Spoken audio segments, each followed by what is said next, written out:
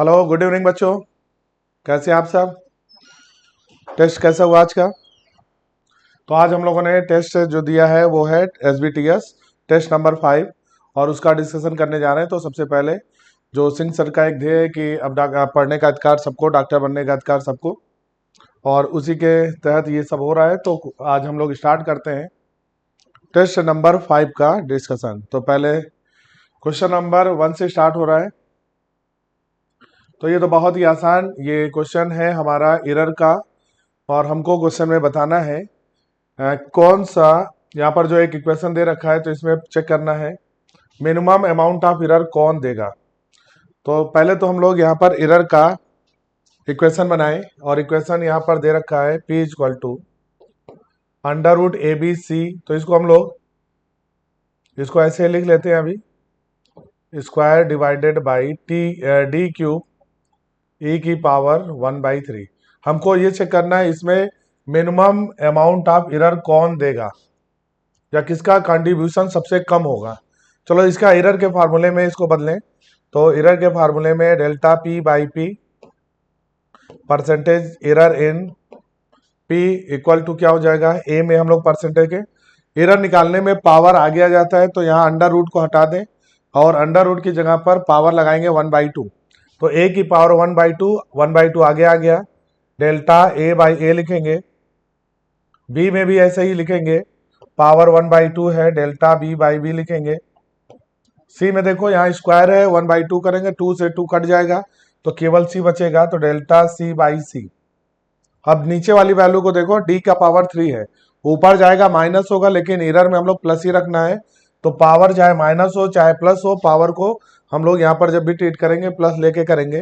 तो ये 1/3 पावर आगे आ जाएगा, तो 3 डेल्टा डी बाई डी, ठीक, प्लस यहाँ पर ई है और ई का पावर 1/3 है, डेल्टा ई बाई ई, और यहाँ पर 100 से मल्टीप्लाई कर देंगे तो ये सारी वैल्यू परसेंटेज एरर में आ जाएगी।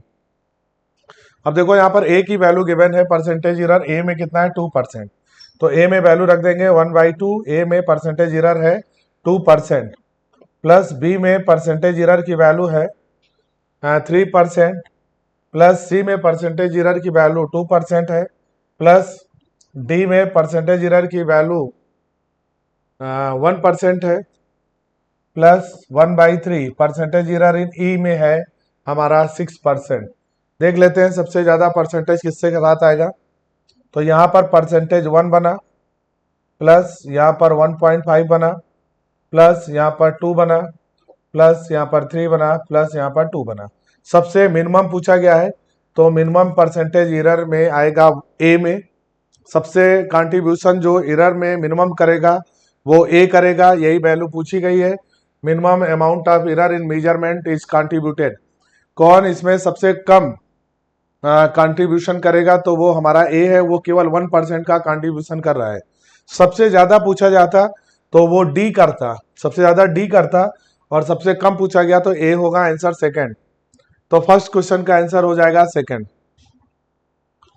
तो ये आसान सा क्वेश्चन था। हाँ, ये क्वेश्चन थोड़ा कन्वर्जन का है।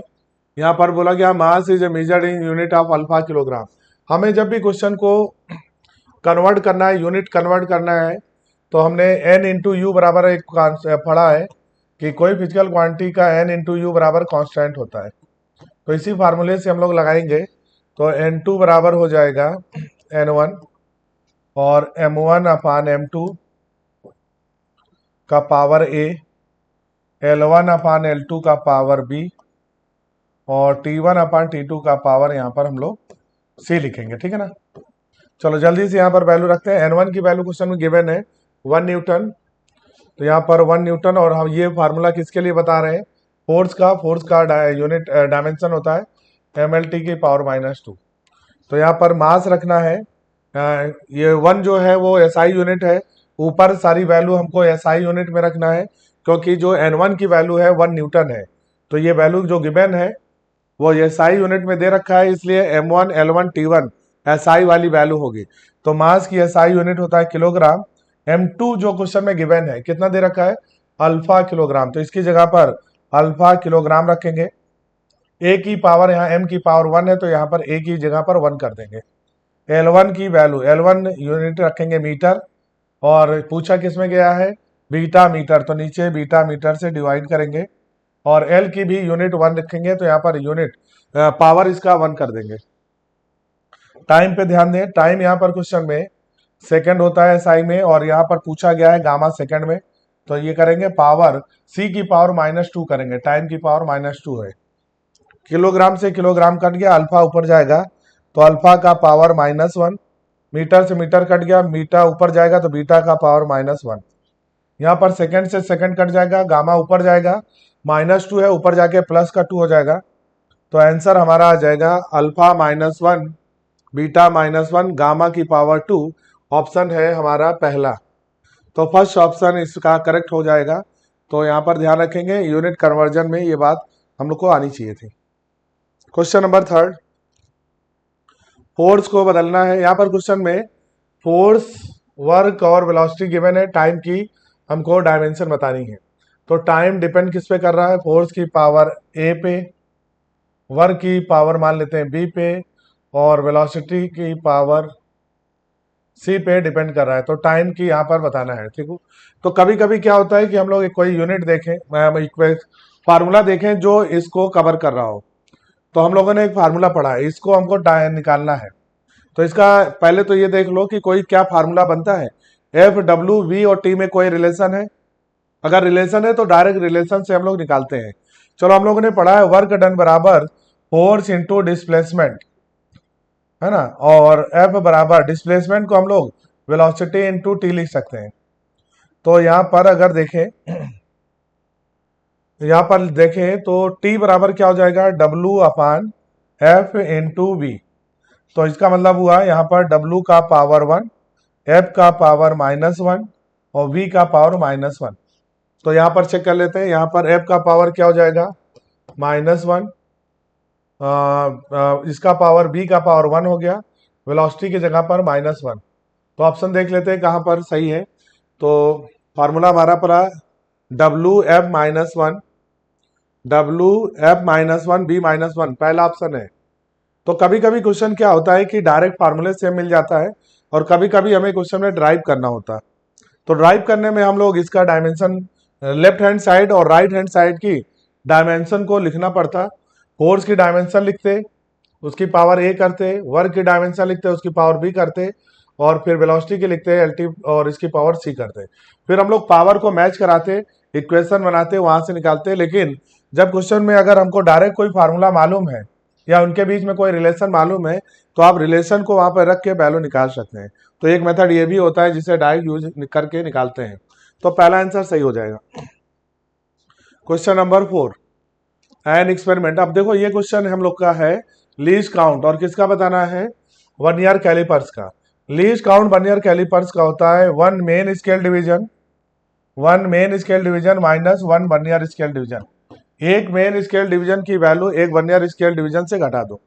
मेन स्केल डिवीजन क्वेश्चन में गिवन है, देखो ध्यान से कहा दिया है, smallest division of main scale, ये दे रखा है ½ डिग्री, 0.5 डिग्री है, ठीक है ना। मेन स्केल की वैल्यू 0.5 डिग्री है। वर्नियर स्केल कोइंसाइड करके दिया होगा, तो यहाँ पर देखो 29 division of main scale exactly coincide with 30 division. मतलब क्वेश्चन में गिवन क्या है कि 30 वर्नियर स्केल डिवीजन, ये गिवन किसके बराबर है, ये 29 मेन स्केल डिवीजन के बराबर है, ये क्वेश्चन में गिवन है। तो बताओ हमको कितने की वैल्यू चाहिए, 1 की। तो 1 वर्नियर स्केल डिवीजन की वैल्यू किसके बराबर हो जाएगी, 29/30 मेन स्केल डिवीजन के। चलो, तो एक वर्नियर स्केल की हमको क्वेश्चन में वैल्यू रखनी थी, तो यहाँ पे वैल्यू रखते हैं। यहाँ पर मेन स्केल की वैल्यू 0.5 माइनस 1 वर्नियर स्केल की वैल्यू निकाल लिए, तो ये वैल्यू आई हमारी 29/30 इंटू मेन स्केल डिवीजन, और मेन स्केल डिवीजन की वैल्यू 0.5 डिग्री है। सॉल्व करते हैं तो 30 - 29, ये 1/30, और यहाँ पर 0.5 डिग्री और रह जाएगा। अगर इसको सॉल्व करेंगे तो ये बनेगा 1/60 डिग्री, और हमको मालूम है कि 1 मिनट में कितना, यहाँ पर देखो 1 डिग्री इक्वल टू कितना होता है, 1 डिग्री इक्वल टू 60 मिनट। तो बताओ भाई 1/60 डिग्री बराबर यहाँ पर कितना हो जाएगा, 1/60 डिग्री, 1/60 डिग्री बराबर क्या हो जाएगा, 1 मिनट। तो ये 1 मिनट इसका आंसर होगा। 1/60 डिग्री बराबर कितना हो जाता है, 1 मिनट। तो ये वैल्यू हमें यहाँ पर रखनी थी, तो आंसर हो जाएगा 1 मिनट। तो एंगल का ये क्वेश्चन था। लीस्ट काउंट निकालना है, main scale division minus vernier scale division, ये फार्मूला होता है। मेन स्केल डिवीजन की वैल्यू क्वेश्चन में गिवन होती है, वर्नियर स्केल डिवीजन की वैल्यू कॉन्साइड करके दिया होगा। तो कॉन्साइड से हम लोग एक वर्नियर स्केल डिवीजन की वैल्यू निकालेंगे और इसको यहाँ पर पुट करेंगे, आंसर निकल आएगा। चलिए अगला क्वेश्चन है question number 5। Dimension formula for thermal conductivity. Thermal conductivity जिसको के बोला जाता है, अगर हम लोग रॉड में अगर हीट का फार्मूला पढ़े तो क्यू बराबर हम लोग पढ़ा है के ए डेल्टा थीटा या delta T into small T by L. चलो यहाँ से के का फार्मूला बनाए, के बराबर क्या हो जाएगा, Q into L upon A into delta T into small T. Small T time है। चलो क्यू एनर्जी है, हीट एनर्जी, इसको लिख सकते हैं mL²T-2। ऊपर एल है, एल रहने दे। नीचे ए एरिया है, एरिया का डायमेंशन L²। टेम्परेचर है, इसका डायमेंशन केल्विन, और टाइम का डायमेंशन टी। जरा ध्यान से देखें, L² से L² कैंसिल हो जाएगा, तो हमारे पास जो डायमेंशन बनेगा वो क्या हो जाएगा, m और l, टी की ये टी ऊपर जाके माइनस हो जाएगा, तो -3K-1। तो ये हमारा डायमेंशन बनेगा किसका, थर्मल कंडक्टिविटी यानी के का डायमेंशन। तो mL-T-3K-1, तो ऑप्शन में हमारा है चौथा, तो फोर्थ ऑप्शन यहाँ पर करेक्ट हो जाएगा। ठीक, चलिए अगला क्वेश्चन करते हैं, question number 6। Number of particle, यहाँ पर एक फार्मूला दिया है, number of particle crossing per unit area. तो यहाँ पर ये जो कैपिटल एन है, number of crossing per unit area है, जहाँ पर यहाँ पर स्मॉल डी कैपिटल डी दे रखा है, और N2 और N1 ये हमारा number of particle per unit volume है। हमको बताना what is the dimension formula of D. तो पहले तो आप ये देखो, इस फार्मूले को थोड़ा ऐसे बनाएं, माइनस साइन हटा दो क्योंकि डायमेंशन में माइनस साइन का कोई रोल नहीं होगा, ये माइनस हटा देते हैं, कैपिटल डी बचा। अच्छा N2 और N1 की ये दोनों बराबर होंगे, तो केवल एक वैल्यू लिख लेते हैं यहाँ पर N2 divided by Z2 Z1 में किसी एक वैल्यू को लिख लेते हैं, यहाँ पर N2 और N1 बराबर हो जाएगा, क्योंकि यहाँ पर माइनस साइन है। और प्रिंसिपल ऑफ होमोजेनिटी में बोला गया, जो डायमेंशन घट रही है, जो फिजिकल क्वांटिटी आपस में घट रही है या जुड़ रही है, उनकी डायमेंशन सेम होगी। तो N2 की डायमेंशन N1 के बराबर होगी, Z2 की डायमेंशन Z1 के बराबर होगी। ये क्वेश्चन बन गया, हमको D की डायमेंशन निकालनी है। तो D बराबर आ जाएगा हमारा कैपिटल N Z2 अपान N2। चलो अब क्वेश्चन में N दिया है, उसको ध्यान से देखें। N क्या दे रखा है, N जो है number of particle per unit area. तो यहाँ पर जो कैपिटल N है वो नंबर ऑफ पार्टिकल, तो नंबर ऑफ पार्टिकल को डायमेंशन 1 लिख लें, डायमेंशन लेस है, पर यूनिट एरिया तो ये 1/L²। ऊपर जाके L का पावर -2 हो जाएगा। अच्छा चलो N2 क्या है, जरा देखो N2 क्वेश्चन में क्या दिया है। N1 और N2 are the number of particle per unit volume, ये पर यूनिट वॉल्यूम में नंबर है। तो बताओ, ये वन नंबर का तो हो गया 1, और यूनिट वॉल्यूम मतलब L3, वॉल्यूम का यहाँ पर डायमेंशन L3, ऊपर जाके L का पावर -3, N2 के डायमेंशन हो गया। Z1 और Z2 ये क्या दे रखा है क्वेश्चन में हमें, ये हमारा लेंथ है या एक्सिस है। तो Z1 या Z2 जो है वो हमारी लेंथ है, ठीक है ना।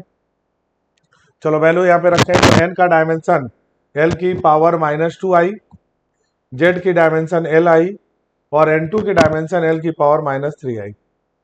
ये -2 -1 यहाँ कट जाएगा, और ये ऐसे लिख सकते हो L की पावर -1 ऊपर जाके प्लस, तो L की पावर -1 और L का पावर 3 मिलके L की पावर 2 हो जाएगा। तो ये L की पावर 2 देख लेते हैं किसमें दे रखा है, ऑप्शन चेक करते हैं। पहले ऑप्शन में तो नहीं है, दूसरे में नहीं है, ये थर्ड ऑप्शन है, तो थर्ड ऑप्शन हो जाएगा। तो ध्यान से रखेंगे, यहाँ पर N जो है number of particle per unit area है, जहाँ पर N2 number of particle per unit volume है, Z1 Z2 लेंथ है। तो यहाँ से हम लोग ये डायमेंशन को इस इक्वेशन से निकालेंगे। चलो अगला क्वेश्चन करते हैं, question number 7। The period of oscillation of simple pendulum is given by T बराबर 2 pi under root L by G। अब क्वेश्चन में यहाँ पर length is about 100 centimetre and known है 1 मिलीमीटर एक्यूरेसी। टाइम पीरियड दिया है 2 सेकेंड, तो time period 50 oscillation का बताना है by stop watch of least count 0.1। तो पहले तो यहाँ पर क्वेश्चन में परसेंटेज एरर इन जी बनाना है, तो टी बराबर अगर 2 pi under root L by G दिया है, तो यहाँ पर हम लोग अगर इसको जी की वैल्यू निकालना चाहे पहले तो इसको स्क्वायर कर दें। स्क्वायर करेंगे तो ये अंडर रूट हट जाएगा, तो टी स्क्वायर बराबर 4 पाई स्क्वायर एल बाई जी बचा, ठीक है ना। तो जी को इधर ले आए और 4 पाई डायमेंशन की इक्वेशन में बदलना है, तो जी बराबर आ गया हमारा एल अपान टी स्क्वायर। अब इस इक्वेशन को एरर के इक्वेशन में बदलना है। एरर के इक्वेशन में बदलने के लिए हम लोग क्या करेंगे, तो डेल्टा जी बाई जी इसको ऐसे लिखेंगे, fractional change in G, delta G by G बराबर क्या लिखोगे, delta L by L plus 2 into delta T by T, और इधर परसेंटेज का साइन बना लो और इसमें 100 से मल्टीप्लाई कर दो। चलो परसेंटेज एरर इन जी बराबर हो गया डेल्टा एल। डेल्टा को हम लोग बोलते हैं एब्सोल्यूट एरर, क्या बोलते हैं, एब्सोल्यूट एरर। और इसी को हम लोग क्या बोल सकते हैं, ये एब्सोल्यूट एरर होता है। एब्सोल्यूट एरर को एक्यूरेसी भी बोलते हैं, लीस्ट काउंट भी बोलते हैं, और इसको हम लोग बोल सकते हैं यहाँ पर तो यहाँ पर एक्यूरेसी दे रखा है, तो डेल्टा एल एक्यूरेसी बोला जाता है, एब्सोल्यूट एरर बोला जाता है, लीस्ट काउंट बोला जाता है। तो लेंथ में एक्यूरेसी 1 मिलीमीटर है, ये डेल्टा एल दे रखा है 1 मिलीमीटर है ना, 1 अपान लेंथ कितना दे रखा है 100 सेंटीमीटर, तो ये मिलीमीटर में है ऊपर, और लेंथ की वैल्यू 100 सेंटीमीटर है, यानी यहाँ पर एक यूनिट को बदलना पड़ेगा। प्लस डेल्टा यहाँ पर 2 डेल्टा टी, टाइम में कितने परसेंट का, यहाँ टाइम में दे रखा है 0.1 लीस्ट काउंट है, तो इसकी जगह पर 0.1 रखेंगे डेल्टा टी की जगह पर। अब जरा ध्यान से देखो टाइम पीरियड क्या रखेंगे, 2 सेकेंड है ये टाइम पीरियड, लेकिन ऑसिलेशन कितना है 50, तो 50 ऑसिलेशन का टाइम का हमको वैल्यू रखना है। तो यहाँ पर कैपिटल टी 2 है और यहाँ पर नंबर ऑफ ऑसिलेशन 50 है, तो यहाँ से 50 से टाइम को मल्टीप्लाई करेंगे, तो ये टोटल टाइम आ जाएगा हमारा 2, ठीक। अब यहाँ पर 100 से मल्टीप्लाई कर दो और आंसर निकालते हैं। तो यहाँ पर 1 मिलीमीटर को लिख सकते हैं 0.1 सेंटीमीटर, 100 से 100 कट जाएगा तो ये 0.1 बचेगा। प्लस इधर देखो ध्यान से 50, ये पॉइंट जो है 2 से 2 कैंसिल, ये ऊपर बचेगा 10/50, 1/5 यानी 0.2, तो 0.1 प्लस 0.2 मिलके हो गया 0.3%, तो ऑप्शन होगा 0.3%। तो थर्ड में 7 का आंसर आ जाएगा थर्ड, ठीक। तो यहाँ पर टाइम पीरियड भी देखना, यहाँ पर time period is about 2 second दे रखा है, लेकिन हमको 50 ऑसिलेशन का टाइम बताना है, तो 50 ऑसिलेशन का टाइम निकालने के लिए हम लोग ये जो number of oscillation into time period करेंगे और उससे वैल्यू निकालेंगे, तो टाइम पीरियड में यहाँ 50 इंटू करेंगे। चलो अगला क्वेश्चन है क्वेश्चन नंबर 8। कौन सा ग्राफ बताना है कि जो रेस्ट में है, पार्टिकल अगर रेस्ट में हो या ऑब्जेक्ट रेस्ट में, तो वो कौन सा ग्राफ होगा। रेस्ट का मतलब हुआ और पोजीशन टाइम ग्राफ है, तो dx/dt ये कहलाता है हमारा वेलोसिटी, और अगर रेस्ट में है तो dx/dt ग्राफ में हम लोग पढ़ते हैं स्लोप। अब बताओ भाई स्लोप रिप्रेजेंट कर रहा है वेलोसिटी को, अगर बोला गया रेस्ट में है तो यानी वेलोसिटी 0, और 0 होने का मतलब स्लोप क्या होना चाहिए, स्लोप का मतलब होना चाहिए 0। तो देख लेते हैं वेलोसिटी रेस्ट में मतलब स्लोप 0 किस ग्राफ में है। पहले वाले ग्राफ में ये लाइन इसके पैरेलल है, तो इसका स्लोप क्या हो जाएगा 0। तो पहला ही ऑप्शन दिख रहा है स्लोप 0 हो गया, इसका मतलब यहाँ पर ऑब्जेक्ट रेस्ट में है। दूसरे वाले में देखो ऑब्जेक्ट इसका स्लोप देखें, तो ये स्लोप जो है वो थीटा अगर मान लें तो स्लोप कैसा है, ये कांस्टेंट स्लोप है। अगर कांस्टेंट स्लोप है तो वेलोसिटी कांस्टेंट हो जाएगी, velocity proportional to slope. Slope constant है तो बताओ भाई वेलोसिटी कांस्टेंट हो गई, तो वेलोसिटी यहाँ पर कांस्टेंट है, इसका मतलब क्वेश्चन में वेलोसिटी कांस्टेंट होगी, ठीक है ना। अगर वेलोसिटी कांस्टेंट होती है तो एक्सेशन 0 होगा, तो अगर इस क्वेश्चन में देखा जाए तो इसका एक्सेशन क्या लिखेंगे 0, एक्सेशन 0 होगा, ठीक है ना। चलो ये वाले ग्राफ में देखें, यहाँ पर अगर देखें तो ये dx/dt यानी यहाँ पर वेलोसिटी स्लोप को रिप्रेजेंट कर रहा है, स्लोप वेलोसिटी को रिप्रेजेंट कर रहा है, और स्लोप कैसा हमारा निगेटिव, स्लोप कैसा है निगेटिव, यानी वेलोसिटी यहाँ पर निगेटिव है। अगर वेलोसिटी निगेटिव है इसका मतलब पार्टिकल कहाँ पर जा रहा है, ओरिजिन की तरफ आ रहा है, टुवर्ड्स ओरिजिन, पार्टिकल किधर मुड़ रहा है, या पार्टिकल जो है ओरिजिन या स्टार्टिंग पॉइंट की तरफ आ रहा है, टुवर्ड्स ओरिजिन है तो ये ग्राफ ओरिजिन की तरफ आ रहा है ना। और स्लोप कैसा है, निगेटिव है, और कैसा है, कांस्टेंट है। तो वेलोसिटी जो है वो निगेटिव में कांस्टेंट होगी। इसमें देखो पहले, यहाँ तो पहले स्लोप जो है पॉजिटिव है, बाद में निगेटिव हो गया यहाँ, और कांस्टेंट है। तो वेलोसिटी पहले क्या हो रही है, कांस्टेंट है पॉजिटिव में, और बाद में वेलोसिटी क्या हो जा रही है, मतलब इसके बाद से पार्टिकल ओरिजिन की तरफ लौटेगा और उसका वेलोसिटी कांस्टेंट है। ठीक, तो ये सारे ग्राफ के बारे में स्टडी हो गई। अगला क्वेश्चन करते हैं, question number 9। A body is thrown vertically upward direction, it passes from the same height। देखो एक पार्टिकल को ऊपर फेंकना है, और कितने से फेंका गया ये नहीं पूछा गया। चलो, तो इसको फेंका गया और ये 2 पॉइंट मान लेते हैं, ये हमारा ए पॉइंट है। तो एक बार तो इस पॉइंट को ये ऊपर जाते समय क्रॉस करेगा, और एक बार जब ये नीचे आएगा तो इसको क्रॉस करेगा। ये टाइम दे रखा है क्वेश्चन में, पहली बार जो क्रॉस किया इसको क्रॉस कर रहा है कितने समय में, 4 सेकंड में। यहां से यहां तक इसको 4 सेकंड लगा, ठीक, इस पॉइंट ए को। दोबारा जब ये लौटेगा उस समय फिर ये पॉइंट मिलेगा, तो और इसको कितने समय में क्रॉस किया, अब यहाँ पर आने में इसको टाइम लगा कितना, 6 सेकेंड। अब 6 सेकेंड है, तो पहले तो देखो टोटल टाइम कितना हो जाएगा, टोटल टाइम कितना हो गया ग्राउंड पे पहुंचने का। यहाँ का अगर टाइम देखें, ये 6 है यहाँ से यहाँ तक, और ये यहाँ से यहाँ तक 4 है, तो ये बचा हुआ टाइम यहाँ पर 4 सेकेंड हो गया। बोलो बात समझ में आई। यानी टोटल अगर टाइम देखा जाए, यहाँ से फेंका गया और यहाँ तक अगर टाइम देखें तो 6 यहाँ लगा और यहाँ 4 लगा, इसको 4 को इधर लिख लो, तो 6 और 4 10 हो गया। टोटल टाइम जो हो गया कैपिटल टी हो गया 10 सेकेंड। कैपिटल टी का मतलब जाने का समय प्लस आने का समय, तो मैक्सिमम हाइट तक का टाइम क्या हो जाएगा, इसका आधा कर दो, 10/2, यानी 5 सेकेंड में पार्टिकल हाईएस्ट पॉइंट पे पहुंचेगा।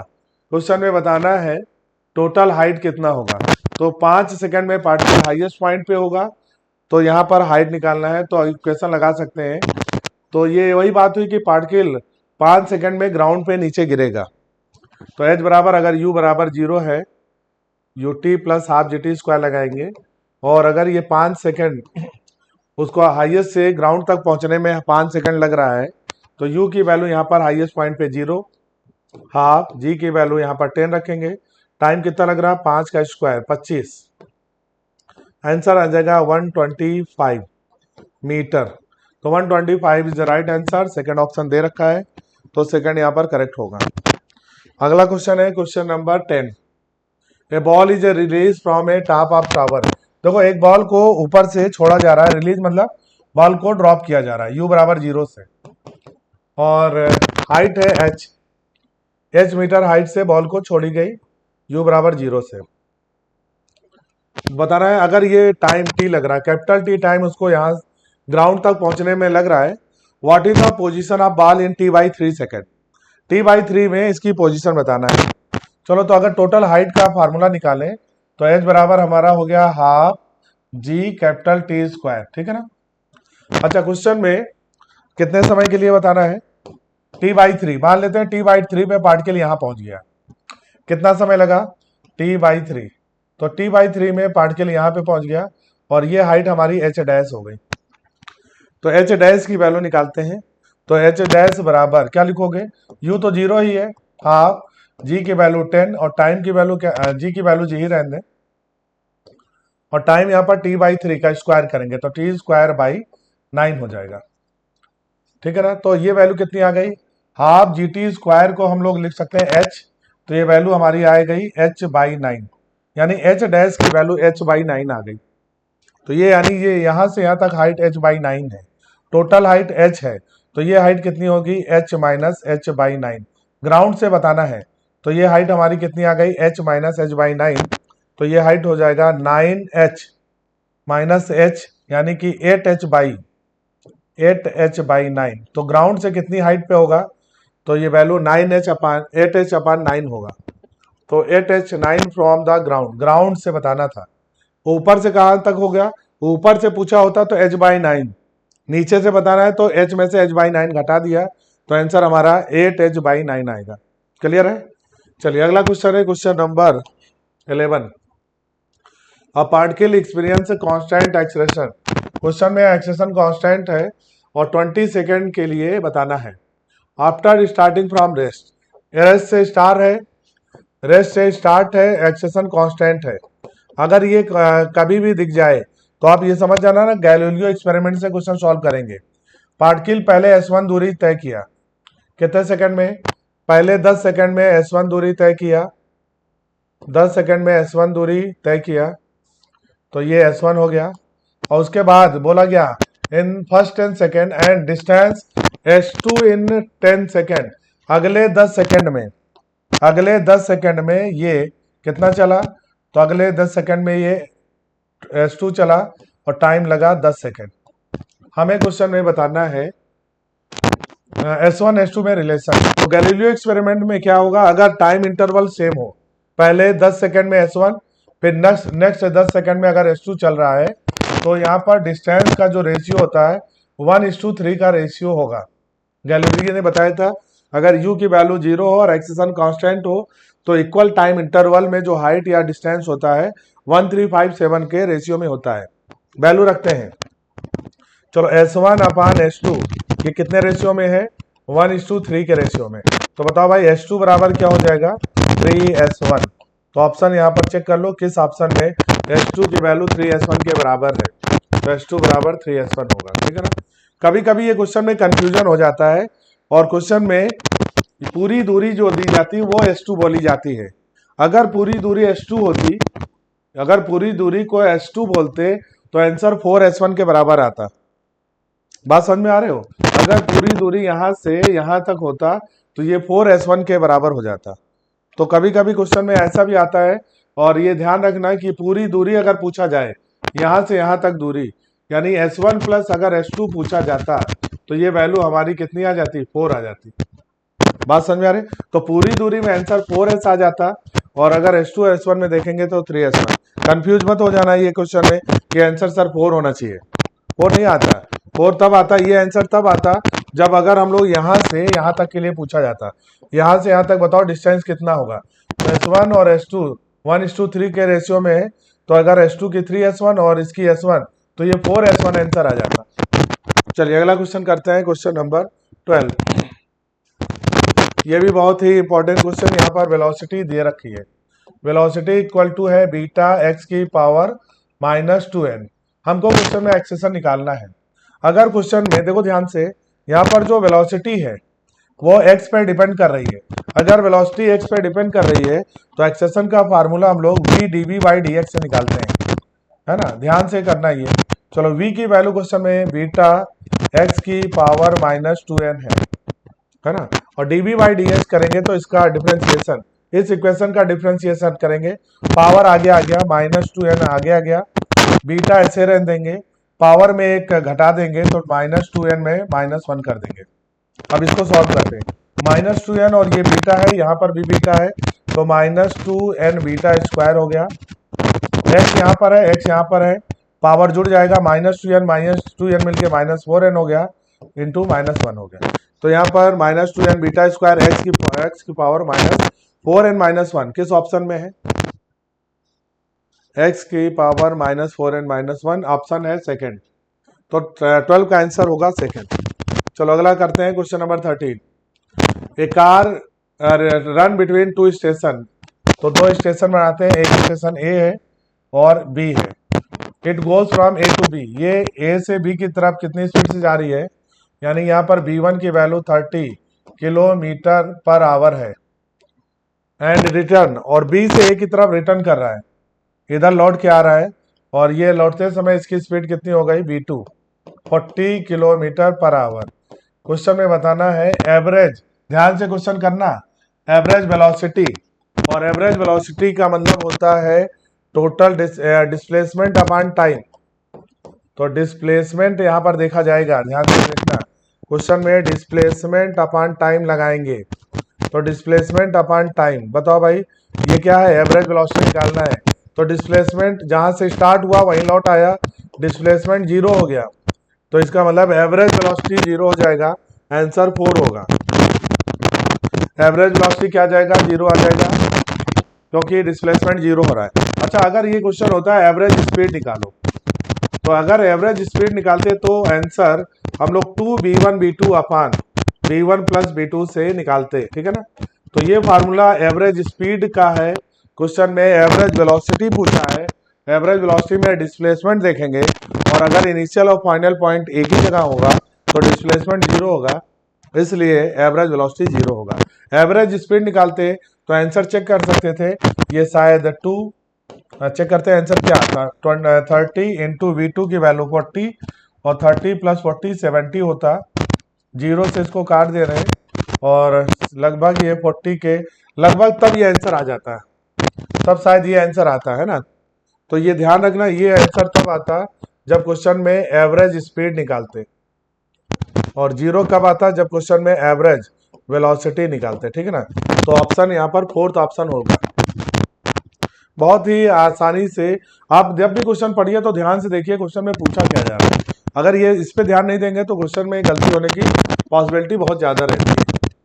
चलो question number 14, A ball is throne downward, एक बॉल को नीचे की ओर फेंकी जा रही है with velocity v from A top of tower and reaches the ground, और जब ये नीचे पहुंच रहा है इस समय इसकी वेलोसिटी कितनी हो गई 3v, और हमको बताना what is the height of the tower, height की वैल्यू निकालना है क्वेश्चन में, हाइट ऑफ द टावर। चलो भाई, तो इक्वेशन लगाते हैं, इनिशियल मालूम हो गया, फाइनल मालूम हो गया, हाइट निकालना है। तो बताओ फार्मूला क्या लगाओगे, h बराबर या फाइनल वेलोसिटी का स्क्वायर बराबर, फाइनल वेलोसिटी का स्क्वायर बराबर क्या लिखोगे, फाइनल वेलोसिटी 3 है, 3v का स्क्वायर बराबर क्या लिखोगे, इनिशियल वेलोसिटी का square plus 2gh। Third equation लगा रहे हैं, ठीक है ना। तो यहाँ पे 2gh ऐसे रहते, तो ये 9v square minus v square, तो बताओ h बराबर क्या आ गया, 9v स्क्वायर में से v स्क्वायर गया 8v स्क्वायर अपान 2g, और 2 से इसको काट देंगे तो 4v स्क्वायर, आंसर हमारा आएगा 4v स्क्वायर बाई जी। तो 4v square by ji option है हमारा थर्ड। तो तीसरा आंसर सही हो जाएगा, इक्वेशन लगाएंगे, थर्ड इक्वेशन लगाएंगे, आप आंसर आ जाएगा। Question number 15, a body A start from rest, देखो एक बॉडी है ए जो कि रेस्ट से स्टार्ट हो रहा है, यानी u बराबर 0 से, विद एक्सेशन ऑफ ए, इसका एक्सेशन कितना है, इसका एक्सेशन क्वेश्चन में a1 है, और after 2 second another body start from the rest, एक दूसरी बॉडी यहीं से स्टार्ट हो रही है, रेस्ट से भी स्टार्ट हो रही है, लेकिन इसका एक्सेशन a2 है, और ये 2 सेकेंड बाद, आफ्टर 2 सेकेंड, आफ्टर 2 सेकेंड बाद, 2 सेकेंड बाद जो है वो बी स्टार्ट हो रही है। If they travel equal distance in the fifth second, दोनों कितने सेकेंड में, फिफ्थ सेकेंड में इक्वल डिस्टेंस ट्रेवल कर रहे हैं। मान लेते हैं a1 जो है यहां पहुंच गया, और ये टोटल दूरी यहां से यहां तक कितनी हो गई s, कितने सेकेंड में, तो फिफ्थ सेकेंड में ये यहां पहुंच गया, ठीक है ना। तो a2 भी यहां पहुंच जाएगा, इक्वल डिस्टेंस है तो a2 भी यहां पहुंच रहा है। तो क्वेश्चन में बताना है a1 a2 का रेशियो क्या है। देखो भाई कैसे सॉल्व किया जाएगा, ये हमारी टोटल डिस्टेंस है s, पहले के लिए इक्वेशन लिखे, फॉर ए के लिए इक्वेशन बनाते हैं। चलो ए के लिए इक्वेशन में क्या लिखेंगे, इनिशियल वेलोसिटी 0 है और फिफ्थ सेकेंड है, ध्यान रखेंगे फिफ्थ सेकेंड, nth सेकेंड वाला इक्वेशन लगाएंगे, तो दूरी हो गई s, s बराबर u plus half a 2t minus 1 या 2n माइनस 1 लगाएंगे, ये इक्वेशन। पहले के लिए दूरी s है, u की वैल्यू 0 है तो इसको 0 रखें, हाफ एक्सेशन की वैल्यू a1 होगी, क्योंकि क्वेश्चन a1 a की एक्सेशन a1 है, और 2n कितने समय के लिए 5 सेकेंड, फिफ्थ सेकेंड, तो 2 इंटू 5 माइनस 1 करेंगे। ये हमारी किसकी इक्वेशन आ गई, ए के लिए। चलो बी के लिए बनाएं, फॉर बी, बी के लिए इक्वेशन बनाएं, ये वहीं से स्टार्ट हो रहा है, रेस्ट से स्टार्ट हो रहा है, तो एस दूरी तो वही सेम है, u की वैल्यू 0, एक्सेशन हो गया a2, और टाइम तो वही लग रहा है कितना। अच्छा, ये 2 सेकंड बाद चलना शुरू किया, ये अगर यहाँ 5, इसको फिर 5 सेकंड लगा तो इसको 2 सेकंड बाद चले, यानी इसको 3 सेकंड लगेगा, तो यहाँ पर 3 का वैल्यू 3 रखेंगे, तो 2 इंटू 3 माइनस 1 करेंगे। चलो अब सॉल्व करते हैं, दोनों को डिवाइड कर दो, हाफ यहाँ पर देखो एस एस कट गया, हाफ से हाफ कट जाएगा, तो a2 की वैल्यू कितनी आ जाएगी 6 माइनस 1, 5a2 बराबर ऊपर कितना आ गया 10 माइनस 1 9 9a1 9a1 हमको रेशियो बताना है a1 अपान a2 तो a1 अपान a2 तो a1 upon a2 equal to इधर रखेंगे तो 5/9 तो ऑप्शन देखो कहां पर है 5/9 तो पहला ही आंसर है तो फर्स्ट ऑप्शन यहां पर करेक्ट हो जाएगा। ध्यान से देखें जो बी है वो 2 सेकंड बाद स्टार्ट हो रहा है तो अगर इसको यहां तक पहुंचने में 5th सेकंड लगा तो इसका मतलब यहां से बी को पहुंचने में 2 सेकंड कम लगेगा यानी 3rd सेकंड लगेगा। ठीक है ना, चलो आंसर करते हैं इसके बाद क्वेश्चन नंबर 16 को।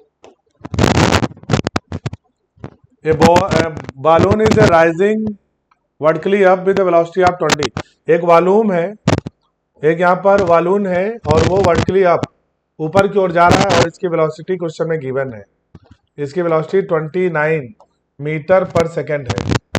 A stone is a drop from it, एक इसमें से स्टोन को छोड़ दिया गया, इसमें से एक स्टोन को गिरा दिया गया, स्टोन को नीचे गिरा दिया गया। Drop from it it reaches the ground, ये कितने सेकंड में पहुंचेगा, ये 10 सेकंड में ग्राउंड पे पहुंच रहा है। तो बताना है find height of the balloon when the stone was drop. मान लेते ये ग्राउंड से जब बालून h हाइट ऊपर था तो वहां से एक स्टोन को ड्रॉप किया गया, तो हमको क्वेश्चन में हाइट निकालना है। तो ये कॉन्सेप्ट बहुत ही इंपॉर्टेंट भी है कि अगर कोई मूविंग कोई ऑब्जेक्ट है और उसमें से कुछ गिरेगा तो हाइट का हम लोग डायरेक्ट इक्वेशन लिख सकते हैं h बराबर minus UT plus half G T square. इसी कॉन्सेप्ट का आप यहाँ पर यूज करेंगे जब भी कोई क्वेश्चन में कोई मूविंग ऑब्जेक्ट ऊपर की ओर जा रहा है और उसमें से कुछ भी नीचे गिरे, हाइट निकालने के लिए सबसे अच्छा फार्मूला है और एक ही फार्मूले में आंसर आ जाता है। चलो h की वैल्यू निकालना है माइनस u की वैल्यू क्वेश्चन में 29 है, क्वेश्चन में टाइम है 10 सेकेंड तो 10 रख देंगे प्लस हाफ, g की वैल्यू 10 और टाइम की वैल्यू 10 का स्क्वायर 100 हो जाएगा। सॉल्व करते हैं, 2 से कट गया, ये 500 आ गया, ये 290 आ गया, माइनस 290 प्लस 500 तो ये वैल्यू हमारी कितनी आ जाएगी भाई, ये वैल्यू आ जाएगी 500 में से 290 गया तो ये 210 मीटर आ जाएगा, 210 मीटर इसका आंसर होगा, पहला ऑप्शन करेक्ट होगा। तो ये फार्मूला हम लोग तब लगाते हैं और h बराबर minus UT plus half G T square तब लगाया जाता है जब कोई मूविंग ऑब्जेक्ट में से कुछ गिरे तो वहां से ये फार्मूला डायरेक्ट लगाना, आंसर आ जाता है। क्वेश्चन नंबर 17, क्वेश्चन में a प्लस बी बराबर p है और a माइनस बी बराबर q है, p square plus q square का वैल्यू क्या होगा। चलो भाई देखो, a प्लस बी बराबर p है, vector a plus vector b का मॉड p के बराबर है। चलो इसका मॉड निकाल के देखें भाई, इसका मॉड निकालें तो यहाँ पर p स्क्वायर बराबर क्या आ जाएगा, मॉड कैसे निकालते हैं, a का स्क्वायर प्लस b का square plus 2ab cos theta, ये हमारा किसकी वैल्यू आ गई, ये हमारी a प्लस बी का मॉड यानी p स्क्वायर की वैल्यू आ गई। अच्छा a माइनस बी का मॉड जो है वो q के बराबर है तो q स्क्वायर अगर करें तो ये वैल्यू क्या आ जाएगा, a square plus B square minus 2ab cos theta. अब यहाँ पर क्वेश्चन में बोला है अगर इनका सम करें यानी दोनों को जोड़ दें तो p square plus q square अगर जोड़ के देखें क्या आएगा, तो 2ab प्लस में और ये वाला माइनस ये कट जाएगा, ये तो 0 हो जाएगा और ये दोनों वैल्यू क्या हो जाएगी, जुड़ जाएगी, a square plus B square, a square मिलके दोनों जुड़ के बन जाएगा a square plus B square. तो ऑप्शन चेक कर लेते हैं, इसी का वैल्यू बताना था तो 2a square plus B square पहला ही ऑप्शन है 17 में। चलो अगला क्वेश्चन करते हैं, क्वेश्चन नंबर 18 क्वेश्चन नंबर में find the value of difference of unit vector a and b whose angle of intersection is theta. दो वेक्टर दे रखा है, मान लेते हैं ये वेक्टर है हमारा a और ये वेक्टर हमारा b है, इनके बीच का एंगल थीटा है, हमें बताना है find the value of difference of unit vector of a and b का यूनिट वेक्टर का डिफरेंस। चलो तो हम लोग a का यूनिट वेक्टर a कैप और b का यूनिट वेक्टर b कैप है, इसका हमको क्या बताना है, इनका हमको डिफरेंस लिखना है। तो ये वैल्यू क्या हो जाएगी, under root A unit vector का square plus B unit vector का square minus 2 A unit vector into B unit vector cos theta, ये फार्मूला बनेगा। डिफरेंस निकालना है। चलो अंडर रूट ए स्क्वायर, ये मॉड वैल्यू रखेंगे तो यूनिट वेक्टर का मैग्नीट्यूड 1 होता है, स्क्वायर करेंगे 1 ही रहेगा, बी का स्क्वायर करेंगे 1 ही रहेगा, माइनस 2 कॉस थीटा। हमारे पास वैल्यू आ गई 2 प्लस 2 माइनस कॉस थीटा, तो यहाँ पर अगर चाहें तो 2 कॉमन ले लें तो वैल्यू आ जाएगी 1 माइनस कॉस थीटा। अब जरा ध्यान से देखें, ऑप्शन में हमको बदलना है, ये ऑप्शन था नहीं, तो इसको चेक करें। बदलने के लिए हम लोग 2 रखेंगे 1 और कॉस थीटा को बदलते हैं, ठीक है ना। अब जल्दी से बताओ कॉस थीटा का फार्मूला कैसे निकालोगे, क्योंकि कॉस थीटा का तुम्हें वेक्टर में फार्मूला पढ़ाया गया होगा और कॉस 2 थीटा का फार्मूला पढ़ाया गया होगा। जल्दी से कमेंट करो कॉस 2 थीटा का फार्मूला क्या होता है। चलो यहाँ पे हम लिख देते हैं, कॉस 2 थीटा जो होता है वो होता है हमारा 1 प्लस क्या लिखेंगे, कॉस 2 थीटा बराबर 1 माइनस 2 साइन स्क्वायर थीटा, एक फार्मूला ये भी होता है। 2 कॉस स्क्वायर थीटा माइनस 1 भी होता है, 1 माइनस 2 साइन स्क्वायर थीटा भी होता है। चलो तो कॉस थीटा बराबर क्या लिख सकते हैं, कॉस थीटा बराबर हो जाएगा 2 से यहाँ पर 1 माइनस 2 और थीटा में 2 से डिवाइड हो जाएगा, तो 1 minus sign square theta by 2 हो जाएगा। कॉस थीटा की ये वैल्यू यहाँ पर पुट कर दें, तो यहाँ पर वैल्यू हो जाएगा 1 माइनस कॉस थीटा, तो कॉस थीटा की यहाँ पर हम लोग वैल्यू रखेंगे 1 और ये माइनस जो हो जाएगा अंदर जाके क्या हो जाएगा, चलो ये वैल्यू रख रहे हैं 1 minus 2 sign square theta by 2। चलो ये माइनस अंदर जाके प्लस हो जाएगा, तो आंसर हो जाएगा अंडर रूट 2 1 और ये 1, ये माइनस ये 1 कट जाएगा और माइनस अंदर जाके प्लस हो जाएगा, तो 2 साइन स्क्वायर थीटा बाई 2, ठीक है। ये हो गया 2 थीटा बाई 2। अच्छा यहाँ पर गड़बड़ लिखते हैं, चलो थोड़ा सा इधर लिखें, यहाँ 1 माइनस इसको अंदर करेंगे, 2 कॉमन था 1 और ये देखो माइनस 1 माइनस 1 कट गया, ये प्लस हो जाएगा, तो ये 2 तो बाहर था, तो ये हो जाएगा हमारे पास, ये कट गया तो बचा क्या, तो ये 4 हो जाएगा। तो अंडर रूट हमारे पास क्या आ गया, under root 4 sine square theta by 2, under root 4 sine square theta by 2। अच्छा इसका अंडर रूट दें तो अंडर रूट 4 की वैल्यू 2 और साइन स्क्वायर थीटा की वैल्यू, तो इसका मतलब आंसर जो हमारा आएगा वो कितना आ जाएगा, इसको अंडर रूट हटाएं तो 4 का अंडर रूट होता गया 2 और साइन स्क्वायर का अंडर रूट इसको हटा के साइन थीटा बाई 2 लिख सकते हैं, तो आंसर आएगा 2 साइन थीटा बाई 2। पहला आंसर सही होगा, पहला आंसर सही होगा। बस आपको यहाँ पर कॉस थीटा की वैल्यू लिखनी थी, कॉस थीटा की वैल्यू ये याद रखनी है, कॉस 2 थीटा की वैल्यू होती है 1 माइनस 2 साइन स्क्वायर थीटा, तो कॉस थीटा बराबर हो जाएगा 1 minus 2 sign square theta by 2। ये वैल्यू यहाँ पे लाके पुट करेंगे, सॉल्व करेंगे तो आंसर आ जाएगा पहला। चलो अगला क्वेश्चन करते हैं, question number 19। A river flow from west to east, west से ईस्ट की तरफ रिवर फ्लो कर रही है, मतलब ये मान लेते हैं ये रिवर है हमारा, तो ये डायरेक्शन अगर वेस्ट माने तो ये डायरेक्शन ईस्ट हो गया। रिवर वेस्ट से ईस्ट की तरफ फ्लो कर रही है और इसकी वैल्यू 5 मीटर पर सेकंड दे रखी है, रिवर की वेलोसिटी ऑफ रिवर दे रखा है 5 मीटर पर सेकंड। एक स्विमर है जो इसको क्रॉस करना है और still water want to reach opposite point, तो मान लेते हैं कि यहाँ पर पर्सन है जो कि इस एंड पे खड़ा है ए पे, इसको जस्ट अपोजिट पॉइंट बी पे पहुंचना है, तो जाहिर सी बात है अगर रिवर इधर चल रही है तो मैन को या ये जो पर्सन है उसको इस डायरेक्शन में तैरना चाहिए, ए बी से थीटा एंगल पे तैरना चाहिए।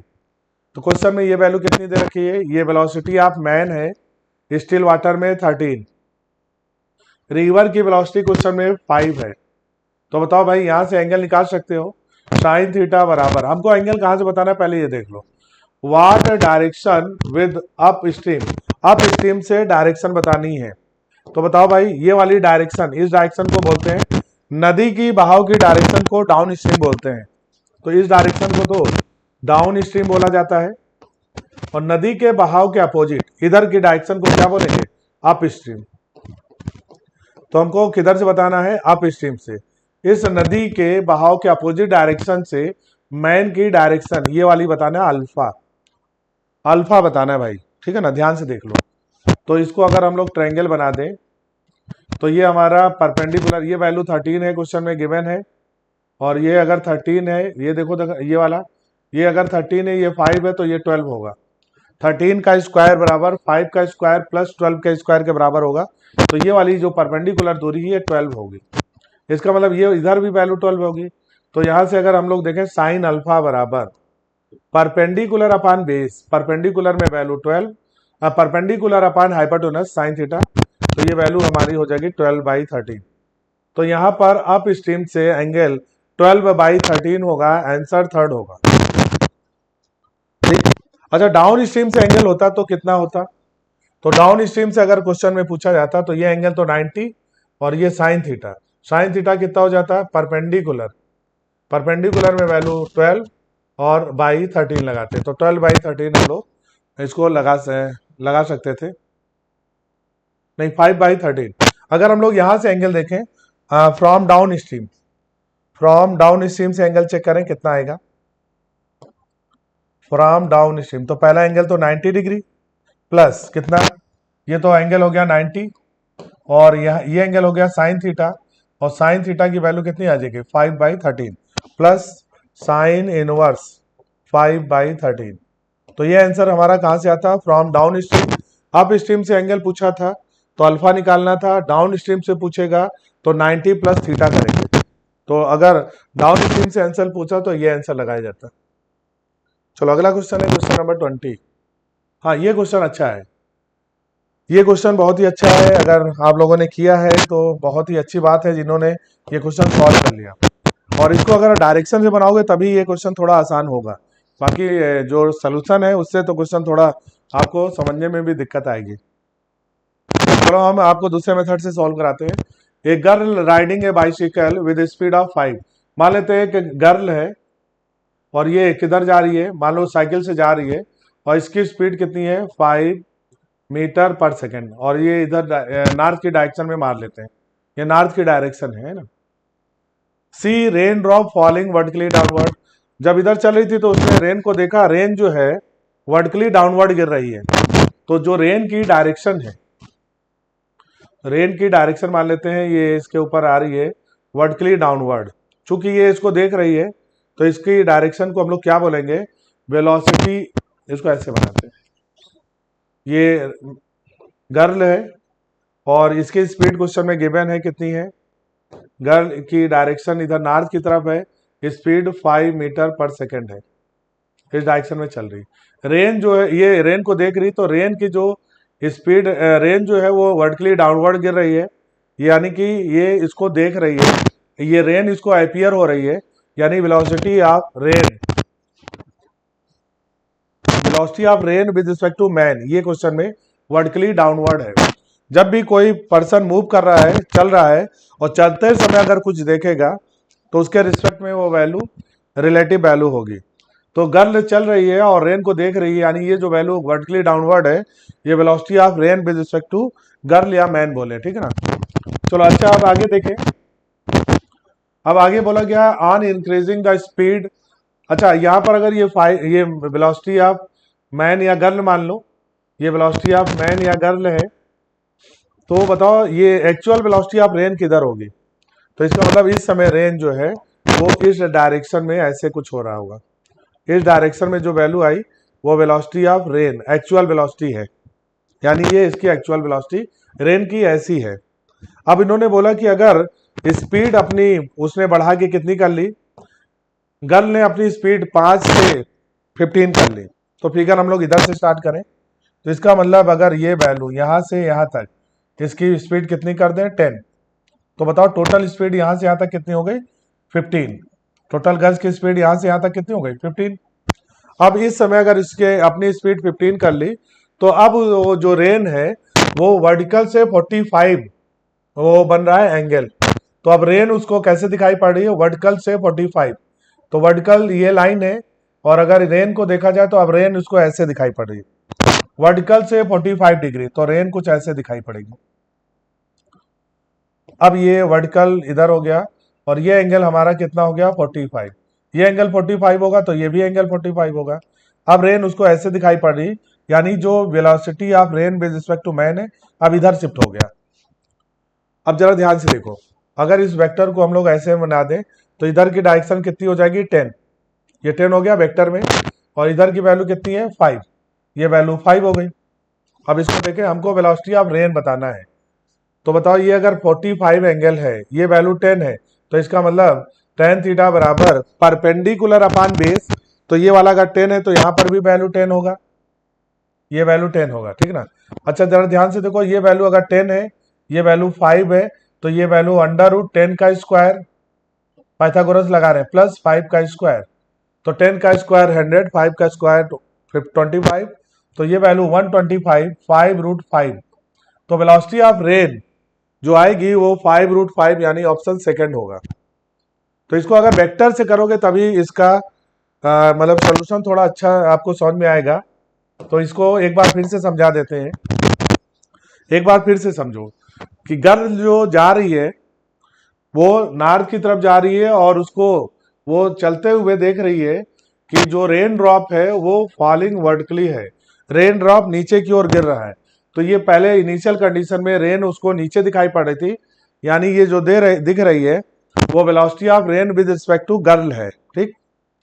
अच्छा उसके बाद क्या की कि उसने, तो यहाँ पर हम लोगों ने मैं इसकी गर्ल की वेलोसिटी बना ली, ये relative velocity of girl with respect velocity of rain with respect to girl हो गई। तो एक्चुअल वेलोसिटी हमने बना ली, ठीक।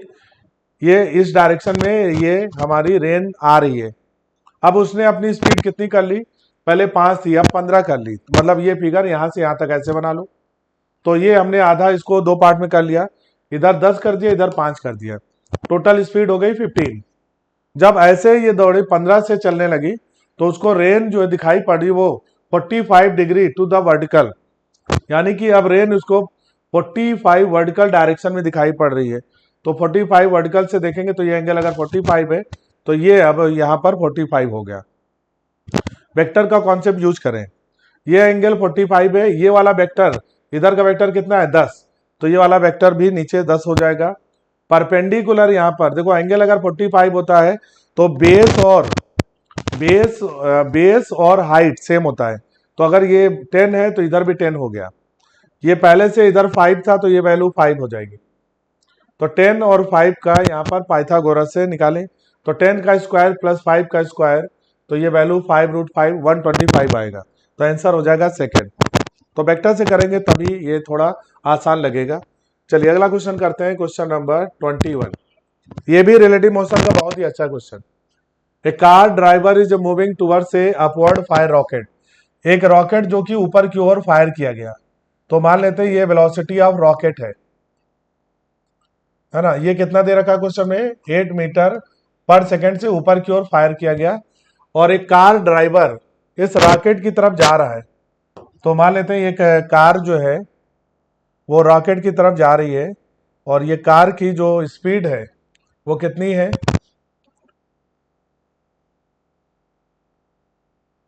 ये अच्छा ये कार की स्पीड यहाँ पर ये 8 मीटर पर सेकंड से जा रही है, और रॉकेट की स्पीड नहीं दे रखी है, रॉकेट ऊपर की ओर फायर किया गया, जो कार है वो 8 मीटर पर सेकंड रॉकेट की तरफ चल रही है। He observe that rocket to be moving with speed, अब यहाँ पर देखो ये इसकी स्पीड इधर है, रॉकेट ऊपर की ओर जा रहा था, अब कार से जब रॉकेट को देखा तो इसको इसकी स्पीड कितनी दिखाई पड़ रही है, ऑब्जर्व कर रहा है, मतलब कि इसके रिलेटिव में। तो ये अगर हम लोग वेक्टर के फॉर्म में देखें तो ये वाला वेक्टर हमारा कार का वेक्टर, और इसके रिलेटिव में ये वैल्यू दे रखी है, मतलब velocity of rocket with respect to car, ये दे रखा है क्वेश्चन में कितना है, ये वैल्यू 10 है, ये वैल्यू 10 है। हमें क्वेश्चन में बताना है कि हमको क्वेश्चन में बताना है कि रॉकेट की वेलोसिटी क्या होगी। तो रॉकेट की वेलोसिटी कैसे निकालेंगे, रॉकेट की वेलोसिटी देखो ध्यान से, ये वैल्यू 10 है और ये वैल्यू 8 है, ये वैल्यू कितनी है 8 मीटर पर सेकेंड, ये 10 है ये 8 है, तो बताओ ये कितना होगा, पाइथागोरस लगाओ, 10 और ये 8 होगा, तो √10 का स्क्वायर बराबर 8 का स्क्वायर प्लस x का स्क्वायर, तो ये वैल्यू यहाँ से कितनी आ जाएगी 6 मीटर पर सेकेंड, और हमको पाइथागोरस में मालूम है 8 का स्क्वायर प्लस 6 का स्क्वायर 10 के स्क्वायर के बराबर होता है, तो यहाँ पर ये वैल्यू कितनी आ जाएगी, 6 मीटर पर सेकेंड। ये सब क्वेश्चन को आप लोग जब भी क्वेश्चन लगाए तो वेक्टर का यूज करें रिलेटिव मोशन में, क्वेश्चन थोड़ा आसान भी बन जाता है और क्वेश्चन गलत नहीं होता।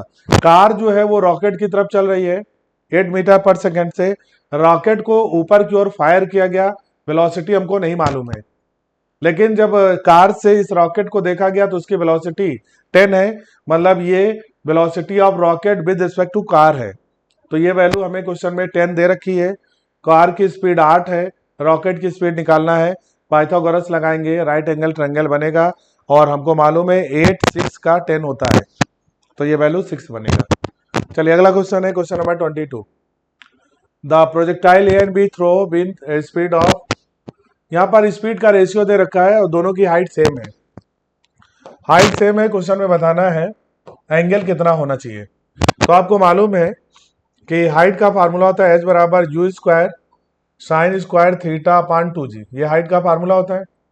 चलो h1 की वैल्यू लिखे, h1 हो गया हमारा u1 का स्क्वायर साइन स्क्वायर और थीटा की वैल्यू कितना है 45, पहला एंगल हो गया 45 डिग्री अपान 2g। अच्छा h2 की वैल्यू अगर लिखें तो u2 का स्क्वायर साइन स्क्वायर, ये एंगल निकालना है sign square theta upon 2g, दोनों को डिवाइड कर दो, हाइट दोनों में सेम है, तो हाइट दोनों में क्या है h1 और h2 सेम हो गया, क्योंकि क्वेश्चन में ये वैल्यू h1 बराबर क्वेश्चन में h2 गिवन है, ये कट गया 1 के बराबर हो गया, 2g से 2g कट गया, तो हमारे पास वैल्यू क्या आ जाएगा, जरा ध्यान से देखो, यहाँ पर ये वाली वैल्यू ऊपर चली जाएगी तो u2 या इसको ऐसे लिखें u1 अपान u2 का स्क्वायर ऐसे रहने, u1 का स्क्वायर अपान u2 का स्क्वायर बराबर, देखो ध्यान से क्या हो जाएगा, sign square theta upon sign 2 theta, sign square theta upon sine square 45। चलो u1 अपान u2 का रेशियो दे रखा 4√2/5, इसका स्क्वायर करेंगे तो ये हो जाएगा 4 का स्क्वायर 16 √2 का स्क्वायर 2, 16 इंटू 2, तो ये वैल्यू क्वेश्चन में 4√2 है और ये वैल्यू हमारा 5 है, दोनों का स्क्वायर करेंगे, साइन स्क्वायर थीटा की वैल्यू निकालेंगे, 45 की वैल्यू 1/√2 है, स्क्वायर करेंगे तो 1/√2 का स्क्वायर हो जाएगा।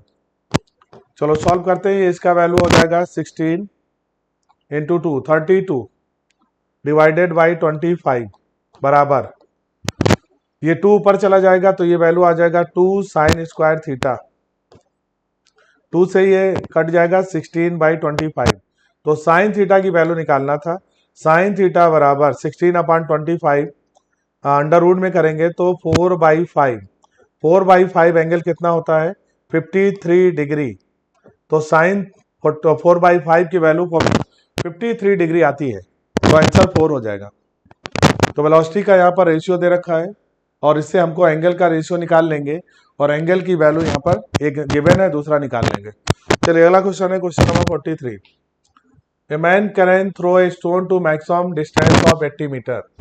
हमको मालूम है रेंज जो है वो मैक्सिमम हाइट का, या मैक्सिमम हाइट जो होता है एच जो होता है वो रेंज का क्या होता है, रेंज का आधा होता है।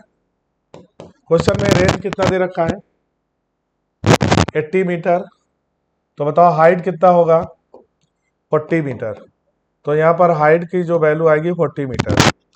लेकिन अगर ये क्वेश्चन ऐसा दिया होता कि किसी बॉल को हम लोग प्रोजेक्ट करें, बॉल को प्रोजेक्ट करें और 45 से अगर प्रोजेक्ट करते, 45 से प्रोजेक्ट करते तो, और ये रेंज अगर हमारी 80 होती, ये रेंज अगर 80 मीटर होती तो बताओ हाइट इसमें कितनी आती। तब अगर यहाँ पर अगर ये क्वेश्चन ऐसा होता तो जो यहाँ पर जो हाइट आती वो रेंज का 1/4 होता। तो इस एंगल पे अगर क्वेश्चन बोला जाता है कि वो हाइट कितना, अगर बॉल को 45 से फेंकते तो बताओ अब हाइट कितनी जाएगी, तो हाइट होती यहाँ पर 80/4, यानी कि कितना जाता है 20। तो बहुत लोगों ने आंसर 20 भी लगा दिया होगा, तो इसमें कंफ्यूजन बहुत होता है। 20 मीटर तब आता जब ये क्वेश्चन में इसको फेंका जाता 45 से और इसी एंगल पे हाइट पूछा जाता तो निकालते। यहाँ पर पूछा गया कि बॉल को अगर हम लोग पूरी ताकत से फेंकें और हॉरिजॉन्टल में 80 जा सकती है, तो बताओ ऊपर कितनी जाएगी। है ना, ऊपर कितने जा सकती है। तो उसी ताकत से अगर ऊपर फेंकेंगे तो कितनी जाएगी, तब तो r/2 लगाएंगे। और अगर ये क्वेश्चन होता कि अगर एक बॉल को हम लोग 45 एंगल से फेंकें तो बताना है कि बताओ ये मैक्सिमम हाइट कितना ट्रेवल करेगी, तो अब मैक्सिमम हाइट की वैल्यू r/4 होती। चलिए अगला क्वेश्चन है question number 24। The speed of projectile at the maximum height. Projectile में मैक्सिमम हाइट पे स्पीड दी रखी है, कितनी है। यहाँ पर स्पीड होती है हमारी u cos थीटा, और मैक्सिमम हाइट पे स्पीड जो है वो कितनी दे रखी है। मैक्सिमम हाइट पे स्पीड इनिशियल स्पीड की कितनी है 1/2। तो ये final speed u cos theta initial speed का आधा है। u से u कट गया, थीटा की वैल्यू 60 डिग्री आ गई। तो पहले तो हम लोग थीटा यहाँ पर निकाल लेंगे। हमको क्वेश्चन में हाइट ये है h, रेंज है a। हमें क्वेश्चन में find the ratio of range. तो अगर एंगल मालूम है तो रेंज और हाइट में रिलेशन होता है tan थीटा बराबर 4h/r। तो बताओ भाई tan 60 रखेंगे, tan 60 मतलब √3 बराबर हो गया 4h/r। बताओ यहाँ पर r/h की वैल्यू कितनी होगी। तो r/h क्वेश्चन में निकालना है, तो r इधर चला गया, h इधर चला गया, 4/√3। तो 4/√3 इसका करेक्ट आंसर होगा सेकंड। चलिए अगला क्वेश्चन करते हैं question number 25। A projectile is fired from the surface of earth with velocity. देखो अर्थ के सरफेस से एक बॉल को फेंकना है और एंगल थीटा रखना है, और एक दूसरा प्रोजेक्टाइल जो किसी दूसरे प्लेनेट से फेंका जा रहा है और उसकी वेलोसिटी 3 है, एंगल सेम है। और क्वेश्चन में दे रखा है same angle follow trajectory of projectile, same trajectory को फॉलो कर रहा है। तो भाई ट्रेजेक्ट्री की इक्वेशन होती है y बराबर x tan theta minus g x² 2ux का स्क्वायर। दोनों के लिए ट्रेजेक्ट्री की वैल्यू सेम है, x की वैल्यू सेम है, एंगल की वैल्यू सेम है। तो केवल डिफर किसमें कर रहा है, g में और इनिशियल वेलोसिटी में। तो अगर सेम ट्रेजेक्ट्री हो फॉर सेम ट्रेजेक्ट्री तो y की वैल्यू तो दोनों के लिए सेम हो गई, एंगल की वैल्यू दोनों में सेम हो गई। तो बताओ भाई यहाँ पर g/ux का स्क्वायर ये कांस्टेंट हो गया, यानी लिख सकते हैं g on earth upon u on earth बराबर g ऑन p प्लेनेट पे divided by u on planet का स्क्वायर। चलो अर्थ पे g की वैल्यू क्वेश्चन में गिवन है, प्लेनेट पे g की वैल्यू निकालना है।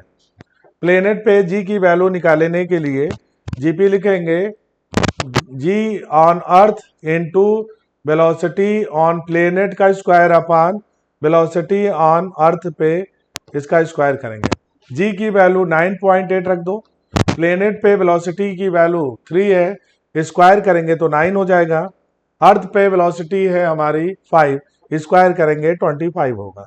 इसको यहाँ पे सॉल्व करें तो ये लगभग 4 से कम आएगा, यानी ये वैल्यू लगभग 3.5, यहाँ पर वैल्यू आ जाएगी 3.5 मीटर पर सेकेंड स्क्वायर। ऑप्शन यहाँ पर फर्स्ट होगा। प्रीवियस ईयर का ये क्वेश्चन है, तो क्वेश्चन सब लोगों ने लगाया होगा और ये सारे क्वेश्चन यहाँ पर मिले होंगे। तो ये थे आज के हम लोगों के SBTS के फर्स्ट 25। अब आपको अगला अनीस सर कराएंगे, तो आप लोग देखते रहिए और इस चैनल को जरूर सब्सक्राइब करिए। फिर अगला जो भी आएगा यहाँ पर यहीं पर डिस्कस होगा न्यू लाइट नीट पे। Thank you so much. Okay बच्चा पार्टी, सबको गुड इवनिंग। स्टार्ट करते हैं बच्चे आपका अगला क्वेश्चन। इसके पीछे का सर ने कराया होगा, वसीम सर ने। अभी इसके बाद 26 से 50 सर हम कर रहे हैं, ठीक है, 25 से 50 तक का हम कर रहे हैं, ठीक है। तो a particle is fired with the velocity u making an angle theta with the horizontal. What is the magnitude of change in velocity when it is at the highest point. तो बच्चे क्वेश्चंस के according आप समझ गए होंगे क्या लाना है। कह रहा है बच्चे कि किसी प्रोजेक्टाइल की बात कर रहा है कि अगर हम इसको प्रोजेक्ट कर रहे हैं तो हाईएस्ट पॉइंट पर जाने के बाद आपकी वेलोसिटी के मैग्नीट्यूड में चेंज। ध्यान से समझना, आप क्या करते हो कि चेंज इन वेलोसिटी मैग्नीट्यूड जब भी वेक्टर क्वांटिटी आए बच्चे तो जरूर नोटिस किया करो कि वो पूछ क्या रहा है, मैग्नीट्यूड या उस वेक्टर की बात कर रहा है। वेक्टर की बात कर रहा है तो विद साइन, वेक्टर की बात कर रहा है तो विद साइन, और अगर केवल मैग्नीट्यूड की बात कर रहा है बच्चे तो केवल मैग्नीट्यूड, साइन की कोई जरूरत नहीं है। आते हैं तो बच्चे हमें पता है कि जब हम किसी चीज को प्रोजेक्ट करते हैं तो इसका दो कंपोनेंट आता है, एक आता है u sin थीटा और एक आता है बच्चे u cos theta, and u cos theta never change होता है जनरली जब हम एयर रेजिस्टेंस वगैरह वगैरह कुछ नहीं मानते हैं। तो जब ये बच्चे नेवर चेंज है दैट्स मींस इसमें कोई बदलाव नहीं है। तो जब हम हाईएस्ट पॉइंट पे आते हैं बच्चे तो this one is become zero. यहां पर u sin थीटा जो होता है बच्चे वर्टिकल कंपोनेंट होता है वो कितना हो जाता है जीरो, लेकिन हॉरिजॉन्टल बच्चे u cos थीटा ये रिमेन सेम। तो अब बताओ बच्चे यहां जब पहुंचे आप तो आपका जो बदलाव आया जो चेंज आया है यही तो लॉस करा है, इसका मतलब यही इसका आंसर हो जाएगा u sin थीटा। ध्यान देना मैग्नीट्यूड ना पूछा होता तब आप बच्चे इसमें से जब इन दोनों को माइनस करते तो ये माइनस में आता, लेकिन हमसे मैग्नीट्यूड पूछा इसलिए जाने रहो कितना बदलाव आ रहा है बच्चे u sin थीटा का बदलाव आ रहा है। तो राइट आंसर है बच्चे ये। बहुत सारे ने गलती से इसको करके आए होंगे बच्चे, ये नहीं होगा। क्यों नहीं होगा? क्योंकि इसने मैग्नीट्यूड पूछा है बच्चे और आप वेक्टर लिख के चले आए हो। समझ गए हो गया हो बच्चे। नेक्स्ट आते हैं 26 के बाद आपका अगला नंबर है बच्चे 27 का। अगला क्वेश्चन है a car is going east with velocity 8 metre पर second and a passenger in the car observe that a train is going north. जब भी बच्चे ऐसे कोई क्वेश्चन आए तो लिखने का तरीका ध्यान से समझो, बी रिलेटिव, ध्यान समझो ऐसे क्वेश्चन लिखने का, B relative is equal to बच्चे B object, V object minus V observer. बच्चे बस सिंपल सा ये फार्मूला ये कॉन्सेप्ट आप लगाइए तो आपको समझ में आ जाएगा बच्चे क्या आंसर आने वाला है। तो बच्चे कह रहा है क्या car is going east with velocity 8 metre पर सेकेंड। कार की स्पीड है बच्चे 8 मीटर, मतलब वी कार जो है वो 8 मीटर है, पैसेंजर इन द कार इसका मतलब ऑब्जर्वर की स्पीड है बीसी, ऑब्जर्वर की स्पीड है बीसी। समझ गए बच्चे। अब किस ओर जा रहा है बच्चे? ईस्ट, इसलिए लेंगे 8 आई कैप। समझ में आ रही बात। अगला कह रहा है कि पैसेंजर कार ऑब्जर्व कर रहा है मतलब रिलेटिव, ऑब्जर्व कर रहा है मतलब रिलेटिव। क्या कर रहा है बच्चे कि उसको 15 मीटर से दिख रहा है किधर? नॉर्थ। नॉर्थ बोले तो जे कैप, इतना पता होगा बच्चे सबको। इसको हम रिप्रेजेंट करते हैं बच्चे आई, ये जे और ये माइनस आई और ये माइनस जे। ये है बच्चे आपका ईस्ट, ये है आपका बच्चे नॉर्थ, ये है आपका वेस्ट और ये है आपका साउथ। तो बच्चे इतना समझ में आ गया कि वी ऑब्जेक्ट हमें नहीं पता लेकिन वी रिलेटिव पता है कितना है बच्चे 15 जे कैप। तो आप बताओ बच्चे वी ऑब्जेक्ट आपसे अगर पूछ रहा होगा 100% यही पूछ रहा होगा what is the actual velocity of the train, बिल्कुल यही पूछ रहा है ट्रेन का। तो कितना आया बच्चे 15 जे कैप प्लस 8 आई कैप। तो ये दोनों 90 डिग्री पर हैं बच्चे। तो अंडर रूट इसका स्क्वायर प्लस इसका स्क्वायर 15 का होता है बच्चे 225 और 8 का करोगे बच्चे तो आएगा 64। सम करते हो तो 5 और 4 बच्चे 9 और 6 और 2 बच्चे कितना आएगा 8 और 2 तो है ही बच्चे 2 8 9 और 2 8 9 होता है बच्चे 17 का। तो राइट आंसर है बच्चे 4, चौथा इसका राइट आंसर है। नेक्स्ट आ जाते हैं बच्चे, अगला क्वेश्चन है हमारा if 20 gram of water at इतना है बच्चे mixed with 40 gram of ice at इतना, तो then amount of ice melt, कितना आइस इसका मेल्ट होगा ये तुमसे पूछ रहा है। तो 20 ग्राम ऑफ वाटर है कितने का? 30 का। तो मतलब हमारे पास बच्चे एनर्जी कितनी है भाई, ये एनर्जी देगा और आइस आपका मेल्ट होगा। समझ में आ रही कोई बात बच्चे। तो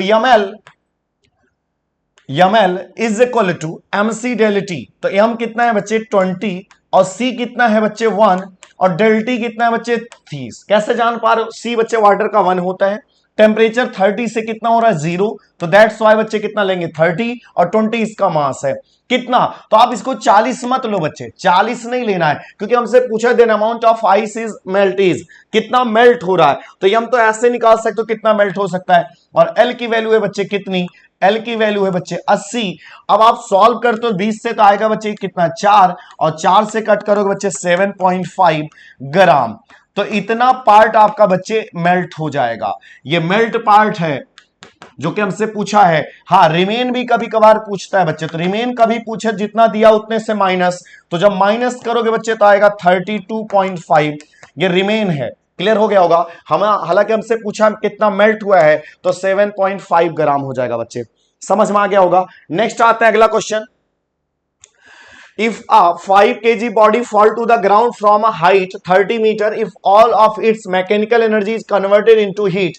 मतलब कह रहा बच्चे कि mgh हमारा टोटली कन्वर्ट हो गया किसमें? हीट में। अब आपसे पूछ रहा then heat produce will be कितना होगा। तो अब एक बात समझो बच्चे, ये जो होता है ये हीट होता है किसमें, जूल कैलोरी में, और ये आता है बच्चे किसमें, जूल में। तो फर्स्टली आप जूल में जो कन्वर्ट करने का तरीका होता है बच्चे 4.2 से डिवाइड, तो ये आप समझ गए होगे। तो हीट इज इक्वल टू हो जाएगा, यम बोले तो बच्चे कितना 5, जी बोले तो बच्चे कितना 10, एच बोले तो बच्चे 30 और डिवाइडेड बाय बच्चे 4.2। तो ये आपका जो भी आ रहा है बच्चे ये आंसर हो जाएगा। तो कितना आंसर होने जा रहा है देखते हैं। इसका पॉइंट बच्चे यहां 0 आएगा। अब आप इसको चाहो तो बच्चे 3 से कट कर सकते हो, 3 से कट करोगे 14 आएगा, 3 से कट करोगे बच्चे 100 आएगा। अब आप देखो तो इसको ये 5000 आया, कितना आया 5000 और डिवाइडेड बाय बच्चे 14, तो बच्चे 14 3 बच्चे कितना आएगा 42 आएगा, सही है ना बच्चे। तो 2 जब आएगा 8 होगा 80, तो 14 का जब बच्चे 14 का टेबल लेके जाओगे 80 में तो 5 टाइम्स जाएगा, समझ में आ रहा होगा। तो ये कितना टाइम्स आएगा 5 टाइम्स, क्लियर है। और देन अगेन 100 आएगा बच्चे नियर अबाउट 7, तो इतना 357 पॉइंट समथिंग आ रहा होगा। तो ऑप्शन कौन सा है बच्चे, सेकंड इसका राइट आंसर है। समझ गए होगे बच्चे, आया बच्चे 357, क्लियर हो गया, क्लियर हो गया बच्चे, आ गया होगा, ठीक है। नेक्स्ट आते हैं बच्चे 29 के बाद अगला क्वेश्चन है हमारा 30। Two rod of length L1 and L2 है बच्चे, are made of material whose coefficient of linear expansion are alpha 1 and alpha 2 respectively if the difference between two lengths is independent of temperature। मतलब बच्चे कह रहा है कि जितना जो दोनों में जो चेंज हो रहा है डेल एल, दोनों का del L1 is equal to है डेल L2, समझ पा रहे हो ना बच्चे। तो इसका मतलब क्या है, L alpha delta T, L alpha delta T, और डेल्टा टी कह रहे टेम्परेचर इंडिपेंडेंट है, मतलब दोनों का टेम्परेचर का कोई सीन नहीं है। तो हमें समझ में आ गया बच्चे कि L1 alpha 1 is equal to L2 alpha 2, del T del T दोनों का कैंसिल हो गया क्योंकि टेम्परेचर इंडिपेंडेंट बोल रहा है। तो हमारा आया क्या बच्चे, L1 by L2 is equal to alpha 2 by alpha 1। तो राइट आंसर क्या है बच्चे, तो राइट आंसर है बच्चे आपका second, alpha 2 upon alpha. Clear हो गया होगा। ये कह रहा है बच्चे किसी को जब गर्म करते हैं तो जो एक्सपेंशन आ रहा है वो कह रहा है टेम्परेचर से कोई बहुत फर्क नहीं आ रहा है, मतलब जितना एक्सपेंशन इसमें आ रहा है सेम अमाउंट में एक्सपेंशन इसमें आ रहा है, ठीक है ना। तो मैं डेल एल जितना इसका है डेल एल उसका भी उतना ही है, तो उसके बेसिस पे आपको रिलेशन बताना था। तो समझ गए होगे बच्चे। नेक्स्ट आते हैं, अगला क्वेश्चन है हमारा, A liquid of mass m and specific heat C is heated to a temperature T. Another liquid of mass m by 2 specific heat 2C is heated to a temperature और T। तो बच्चे T देखो दोनों का same है, आप याद रख लो ना, किसी और हीट का फ्लो जो होता है बच्चे वो डिपेंड करता है, हीट का flow depend only and only करता है टेम्परेचर गैप पर। कितना करेगा वो बात का विषय है, लेकिन शुरुआत में टेम्परेचर गैप का होना जरूरी है।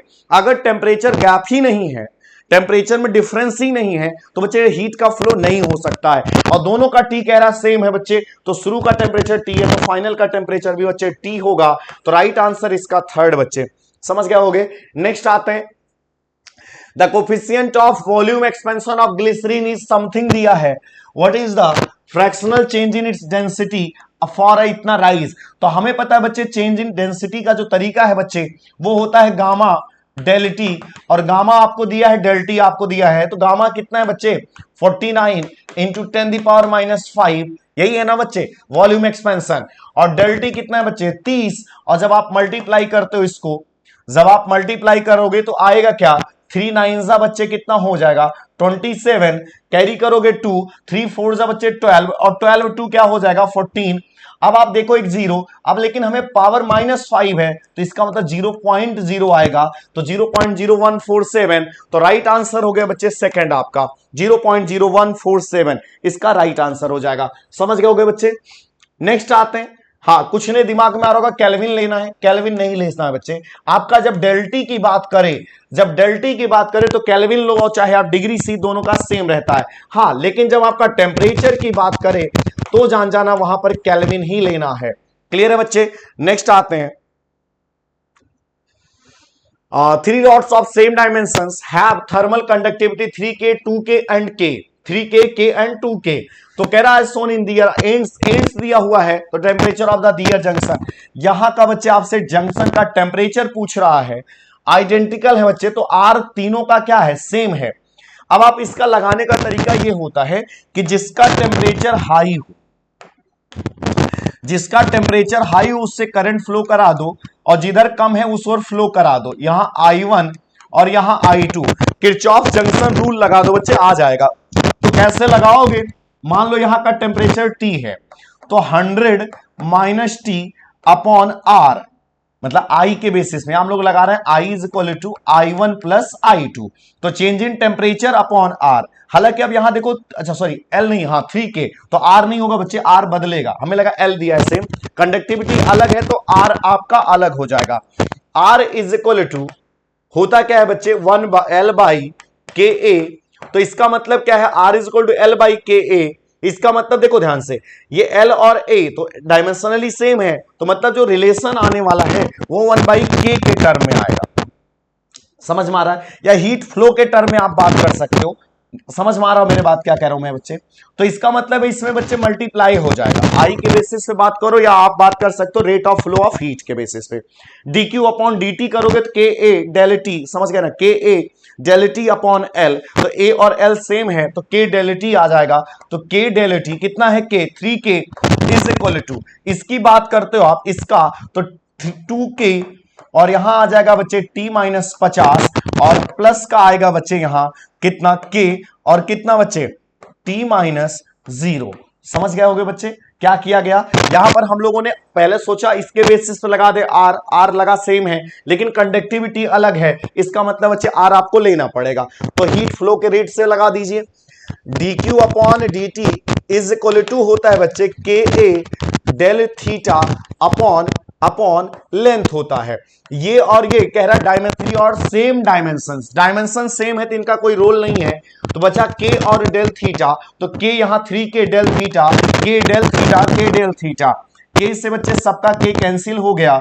अब अगर हम इसको अप्लाई करते हैं बच्चे 300 minus 3T is equal to 2T minus 100, और प्लस बच्चे हो गया क्या, प्लस आपका हो गया T।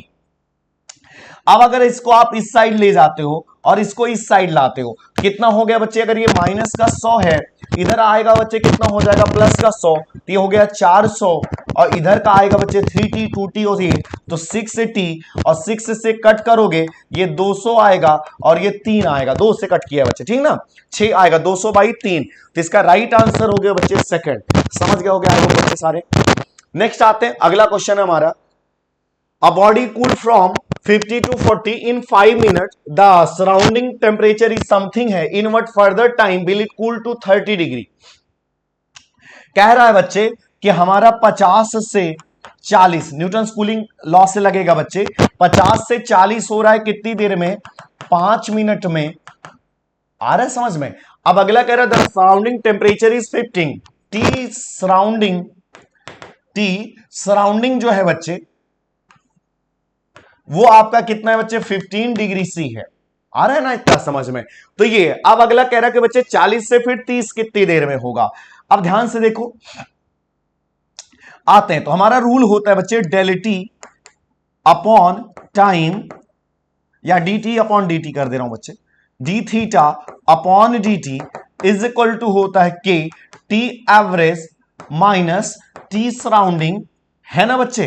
तो ये हो गया हमारा, ठीक है ना। तो डी थीटा देखो 50 से 40 और 40 से 30, 40 से 30 दोनों क्या है, सेम है। हाँ टाइम अलग अलग है, के सेम है, तो हम कह सकते हैं बच्चे ध्यान से सुनना, डी थीटा बाई के सेम है, डी थीटा बाई के सेम है, तो डी टी का मल्टीप्लाई, तो T average minus T surrounding into बच्चे क्या हो जाएगा टाइम। ये लाइन समझ में आया, ये हिस्सा यहां लाओ, ये तरीका होता है किसी क्वेश्चन को जल्दी लगाने का। सबको मत सॉल्व करो, देख लो कौन कौन बदल नहीं रहे, कौन कौन बदल रहा है। ये हो गया, तो इसी को लगाना है बच्चे, तो ये फर्स्ट हो गया, ये फर्स्ट केस के लिए हो गया। अब सेकंड के लिए क्या कर लोगे बच्चे, टी एवरेज अगेन लोगे माइनस टी सराउंडिंग, और यहां पर टाइम निकालना है बच्चे, तो टाइम इज इक्वल टू आपका आ गया, समझ पाए मेरी बात को। ये आपका डी थीटा दोनों का सेम है, 10-10 का आएगा, के मटेरियल वही है सेम आएगा, तो मतलब टी ए बी मतलब एवरेज जो आएगा minus T surrounding D T, अगला और पिछला दोनों बराबर होगा। तो ये टाइम निकालना है, तो टी एवरेज फर्स्ट का टी सराउंडिंग, और यहां पर बच्चे टाइम, और डिवाइडेड बाय आपका टी एवरेज सेकंड का, ये सेकंड का है बच्चे, सेकंड केस का, और माइनस टी सराउंडिंग। बस वैल्यू पुट कर दीजिए, आंसर आ जाएगा। तो टी एवरेज कितना आएगा बच्चे 50 और 40 का एवरेज आएगा 45। चेंज का आता है बच्चे एवरेज, चेंज का एवरेज लेते हैं। तो चेंज कितना हो रहा है 50 से 40, तो एवरेज आएगा बच्चे कितना 45, और माइनस का बच्चे कितना 15, और अपॉन अपॉन अब बताओ 40 से 30 एवरेज कितना आया 35, और माइनस का कितना आएगा 15। आ गया होगा समझ में। अब इनटू करना है बच्चे कितना 5। क्यों 5? क्योंकि 5 मिनट लगा हुआ था। अब अगर हम इसको थोड़ा सा और फर्दर सॉल्व करते हैं, इधर कर दे रहे हैं, तो 45 में से 15 जाएगा बच्चे तो कितना आ जाएगा आपका 30 आ जाएगा, और डिवाइडेड बाय बच्चे 35 में से 15 जाएगा तो 20 आ जाएगा, और इनटू का बच्चे करना है क्या 5। तो देखो 0 से 0 कैंसिल, तो 15 का बाई 2 तो 7.5 या 15 बाई 2, तो इसका ये राइट आंसर आ गया बच्चे। क्लियर है? क्लियर है बच्चे? नेक्स्ट आते हैं, डाउट होगा तो पूछ लेना बच्चे, ठीक है, क्वेरीज आप कर लेना, ठीक। नेक्स्ट आते हैं बच्चे, अगला क्वेश्चन है, black body is heated from फ्ला, ठीक है ना, the ratio of the radiation. हमें पता है बच्चे रेडियो का रेडिएशन बच्चे जो होता है वो ई की डायरेक्टली प्रोपोर्शनल टी की पावर क्या होता है, डायरेक्टली प्रोपोर्शनल टी की पावर 4, तो टी की पावर 4। अब यहां ध्यान देना, टी हमें आपको लेना पड़ेगा एब्सोल्यूट वाला, क्यों? क्योंकि डेल्टी नहीं है। तो जब इसमें 273 जोड़ोगे बच्चे तो ये 400 हो जाएगा, और ये बच्चे हो जाएगा 1200, 273 जब ऐड करोगे। तो अब बताओ बच्चे E1 by E2 is equal to T1 by T2 का पावर बच्चे कितना 4, और पुट द वैल्यू तो 400 बाई 1200, और कट करोगे बच्चे 3 आएगा, और पावर है 4 तो 1:81 आएगा। मीन सही कौन सा है? चौथा वाला आपका राइट आंसर है बच्चे। समझ गए होगे? अगला आते हैं बच्चे, अगले क्वेश्चन पर आते हैं। 2 thermometer, 1 Celsius, other Fahrenheit are put into a hot bath. The reading on Fahrenheit is just 3 times the reading on Celsius. मतलब बच्चे कह रहा है कि F की जो वैल्यू है वो 3 टाइम्स ऑफ C है, तो कह रहा है temperature of the bath is कितना होगा, ये तुमसे पूछ रहा है।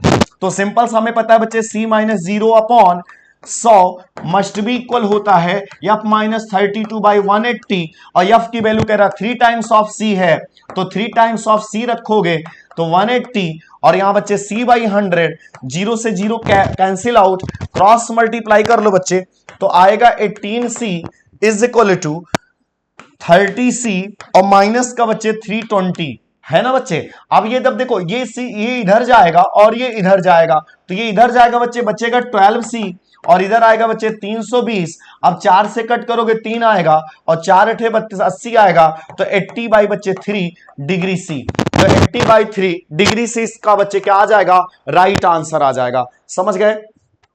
नेक्स्ट आते हैं बच्चे, अगला क्वेश्चन है, बहुत इजी पेपर था, ठीक है, अगर आपने थोड़ा बहुत भी दिमाग लगाया होगा बहुत आसानी से कर ले गए होगे। On which of the following scale of temperature the temperature is never negative, किसका टेम्परेचर कभी नेगेटिव नहीं होता बच्चे? तो वो एक चीज है आपका कौन सा, केल्विन बच्चे। एब्सोल्यूट टेम्परेचर या केल्विन टेम्परेचर कभी भी आपका 0 से नीचे नहीं जा सकता है। क्यों बच्चे? इसलिए नहीं जा सकता क्योंकि आप पढ़े होगे यू मतलब internal energy is equal to 3/2 kT। आपने पढ़े बच्चे टेम्परेचर के लिए कोई चीज जरूरी है तो वो है आपका, टेम्परेचर के लिए कोई चीज जरूरी है तो वो है बच्चे काइनेटिक एनर्जी या internal energy of the molecule. और इंटरनल एनर्जी जो है बच्चे काइनेटिक एनर्जी पर डिपेंडेंट है, और kinetic energy never be negative, क्योंकि हाफ यम वी स्क्वायर। तो जब कभी भी बच्चे ये नेगेटिव हो ही नहीं सकता है, 0 से छोटा हो ही नहीं सकता, you always positive, 3/2 is number, this one is constant, तो टी कभी भी बच्चे आपका 0 से छोटा नहीं हो सकता है। समझ गए? कौन सा की? Absolute temperature. क्लियर हो गया होगा? तो इसका राइट आंसर है बच्चे केल्विन टेम्परेचर। समझ में आया? आते हैं नेक्स्ट पे, बात करते हैं बच्चे नेक्स्ट पे। 1 gram of ice at 0 degree C added to 5 gram of water at 10 degree C. If the latent heat is at T calorie per gram, then final temperature of the mixture. अब ध्यान से देखना बच्चे, 5 gram water है और ये 1 gram ice है। 1 gram ice को पिघलाने के लिए बच्चे 1 × 80, हमें जरूरत 80 की है। कितने की है? 80 की। और 5 ग्राम वाटर अगर 0 डिग्री पर भी जाएगा तो इसको बच्चे बदलने के लिए जो एनर्जी हमको देगा वो देगा 5 × 1 × 10। तो तो ये बच्चे दे जो सकता है वो 50 तक दे सकता है, और इसको केवल मेल्ट होने के लिए, केवल इसको मेल्ट होने के लिए 80 चाहिए, और तुम दे कितना पा रहे हो 50। इसका मतलब जो गिवन एनर्जी है दैट्स वन इज लेस है, जितना चाहिए केवल और केवल मेल्ट होने के लिए। मेल्ट अगर कर भी ले जाते तो भी बच्चे 0 डिग्री सी होता, हालांकि आप तो मेल्ट भी नहीं कर पा रहे हो, इसका मतलब टेम्परेचर इसका बच्चे है 0 डिग्री सी ही हो जाएगा। समझ गए होगे? फिर से सुन लो, आइस जो कह रहा है कि मुझे मेल्ट करने के लिए कितनी जरूरत है, 80 कैलोरी की एनर्जी की जरूरत है, और जो हम उसको प्रोवाइड कर सकते हैं, अगर हम अपनी पूरी एनर्जी वाटर की लॉस करा दें तो 50 की करा सकते हैं, और कह रहा मेरे को जरूरत है 80। इसका मतलब पूरी तरीके से आप इसको मेल्ट नहीं कर पा रहे हो, तो जब मेल्ट ही नहीं कर पा रहे हो तो टेम्परेचर राइज होने का कहीं से सवाल ही नहीं उठता है। तो 5 degree C, sorry 0 degree C इसका राइट आंसर हो जाएगा बच्चे। नेक्स्ट आते हैं अगला। Two rod of equal length and area of cross section are kept parallel and lag between temperature। तो क्या कह रहे हैं बच्चे, पैरेलल रखे गए हैं, एक ऐसे है और दूसरा बच्चे ऐसे है। अब कह रहा है कि कितने कितने डिग्री पर, एक है 20 डिग्री सी पर है और दूसरा बच्चे 80 डिग्री सी पर है। The ratio of the effective thermal conductivity to the, तो और K1 और K2 बच्चे टू दैट फर्स्ट रॉड। पहले का बच्चे देखो ध्यान से क्या दिया है, K1 upon K2 is equal to दिया है 3:4। अब पैरेलल में हमें पता है बच्चे K इफेक्टिव होता है, K इफेक्टिव अगर आइडेंटिकल है, सब कुछ आइडेंटिकल है, तो K1 प्लस K2 और बाई 2 होता है। कंफर्म है बच्चे?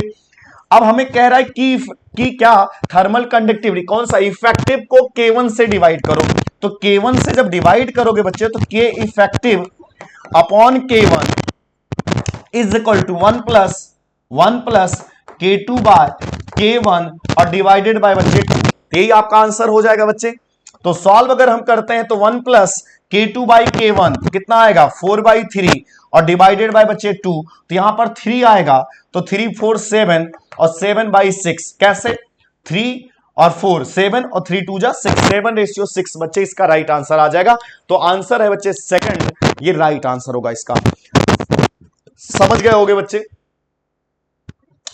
अब ब्लैक बॉडी एट इतना बच्चे emit energy most intensive wavelength of इतने का, the temperature of a black body which emit most intensively at a wavelength of 1.8 micrometre is. तो बच्चे इतने टेम्परेचर और इतना, तो यहां पर कौन सा लगेगा, बीम डिस्प्लेसमेंट लॉ लगेगा कि λ1 T1 is equal to constant, then λ2 T2 भी होगा। तो वैल्यूज पुट करते हैं बच्चे, ब्लैक बॉडी कितने पर है, इतने पर है, 2000 का है, तो कितने का जनरेट कर रहा है 1.56 माइक्रोमीटर का, और λ2 कितना कह रहा है बच्चे 1.8 का लाना हो, 1.8 माइक्रोमीटर, तो टेम्परेचर आपसे T2 पूछ रहा है, तो माइक्रोमीटर की कहानी खत्म। अब इसके बाद देखना बच्चे, इसका जीरो, इसका मतलब पॉइंट, और इसका पॉइंट खत्म हो रहा है, आ रहा होगा समझ में। 2 से कट करो बच्चे तो ये 1000 हो जाएगा, और ये कितना हो जाएगा बच्चे 9 हो जाएगा। 9 का देखो ध्यान से क्या टेबल जा रहा है, 3 से तो जा रहा है, तो 3 से कट करोगे 3 आएगा, 3 से 5 और 3 से करोगे बच्चे 2 आएगा 52। तो 52 और बाई बच्चे 3 और इंटू बच्चे है 1000। तो यहां पर अगर देखें तो 1000 आ रहा है, सही आ रहा है क्या? अच्छा सॉरी, एक पॉइंट है बच्चे यहां पर, ठीक है ना, एक पॉइंट है, इसका मतलब एक जीरो यहां से कटेगा, तो नियर अबाउट बच्चे 3 से करोगे तो सॉरी 52 है ये, ठीक है ना, सही है ना। तो 3 से कटते बच्चे 17 है ना बच्चे, 17 3 51 होता है बच्चे 17, और फिर उसके बाद 0.33 आएगा बच्चे, तो 2 जीरो कैरी करोगे तो 1733। तो राइट आंसर हो गया बच्चे आपका कौन सा, थर्ड। तो नेक्स्ट आते हैं बच्चे अगला। The density of a gas is something at the root mean square velocity of the molecule, the pressure exerted by the gas on the walls of the vessel is। तो हमारा बच्चे concept होता है pressure is equal to होता है 1/3 रो VRMS square. तो हमसे pressure पूछा है बच्चे, तो वैल्यूज पुट करिए, तो 1/3 और रो कितना दिया है बच्चे, रो इतना दिया हुआ है 6 × 10⁻⁻2 और VRMS का स्क्वायर तो 500 का स्क्वायर, तो 500 और ये बच्चे 500। समझ गए होगे? फिर 3 से कट करोगे बच्चे 2 आएगा, आ रहा है ना। तो देखो इसके 2 जीरो कैंसिल आउट, 2 5 2 जा बच्चे 10, तो कितना हो गया 5000। तो 5000 जो है इसका बच्चे आंसर आ जाएगा, या 5 इंटू 10⁻3, क्योंकि आंसर बच्चे कुछ इस फॉर्म में आया हुआ है। समझ गए होगे? तो इस तरीके से आप प्रेशर निकाल सकते हो कि कितना आने वाला है। नेक्स्ट आते हैं बच्चे, समझ गए होगे। नेक्स्ट है हमारा, at what temperature is the RMS velocity of hydrogen molecule equal to that of an oxygen molecule at 47 degree C. समझ में आ रहा है? टेम्परेचर सेम है बच्चे, टेम्परेचर दोनों का क्या कह रहा है, सेम है। हमें पता है बच्चे V R M S is equal to होता है रूट का 3RT/m, ये सेम कह रहा है लाना है, और 3R तो कांस्टेंट है, इसका मतलब बच्चे T1/m1 मस्ट बी इक्वल होगा T2/m2। कैसे समझ पाए? ये रूट लगा है ना, तो जब दोनों साइड लोगे तो स्क्वायर हो जाएगा, आ रहा है ना। तो पुट द वैल्यूज, तो पहला T1 कितना है बच्चे, पहला T1 या दूसरा, सॉरी T तो लाना ही नहीं, हम लोग को BRMS करना है ना। एट व्हाट टेम्परेचर, ठीक है ना, सही है, टेम्परेचर ही लाना है, ये तो सेम है, टेम्परेचर ही लाना है। तो T1 हमें लाना है। यमोन बच्चे क्या है, हाइड्रोजन, हाइड्रोजन का कितना होता है 2, T2 कितना है बच्चे 47, लेकिन किस में लेंगे, केल्विन। तो 273 जब बच्चे ऐड करोगे, 7 3 10, 7 4 11 12 बच्चे, 2 1 3, 320, तो 320 अपॉन बच्चे कितना हो जाएगा 32। समझ में आया? M2 कितना आ जाएगा 32। कैसे जाने, ऑक्सीजन बच्चे होता है O2, तो O2 होता है बच्चे तो 16 है, 16 दूना 32 होता है, ठीक है ना। और यहाँ H2 इसलिए 2 आया, 32 से कट करेंगे बच्चे 10 आएगा, 2 से मल्टीप्लाई करो तो T1 इज इक्वल टू 20 आएगा। 20 क्या, केल्विन, तो 20 केल्विन इसका राइट आंसर हो जाएगा बच्चे, चौथा वाला ऑप्शन। समझ गए होगे?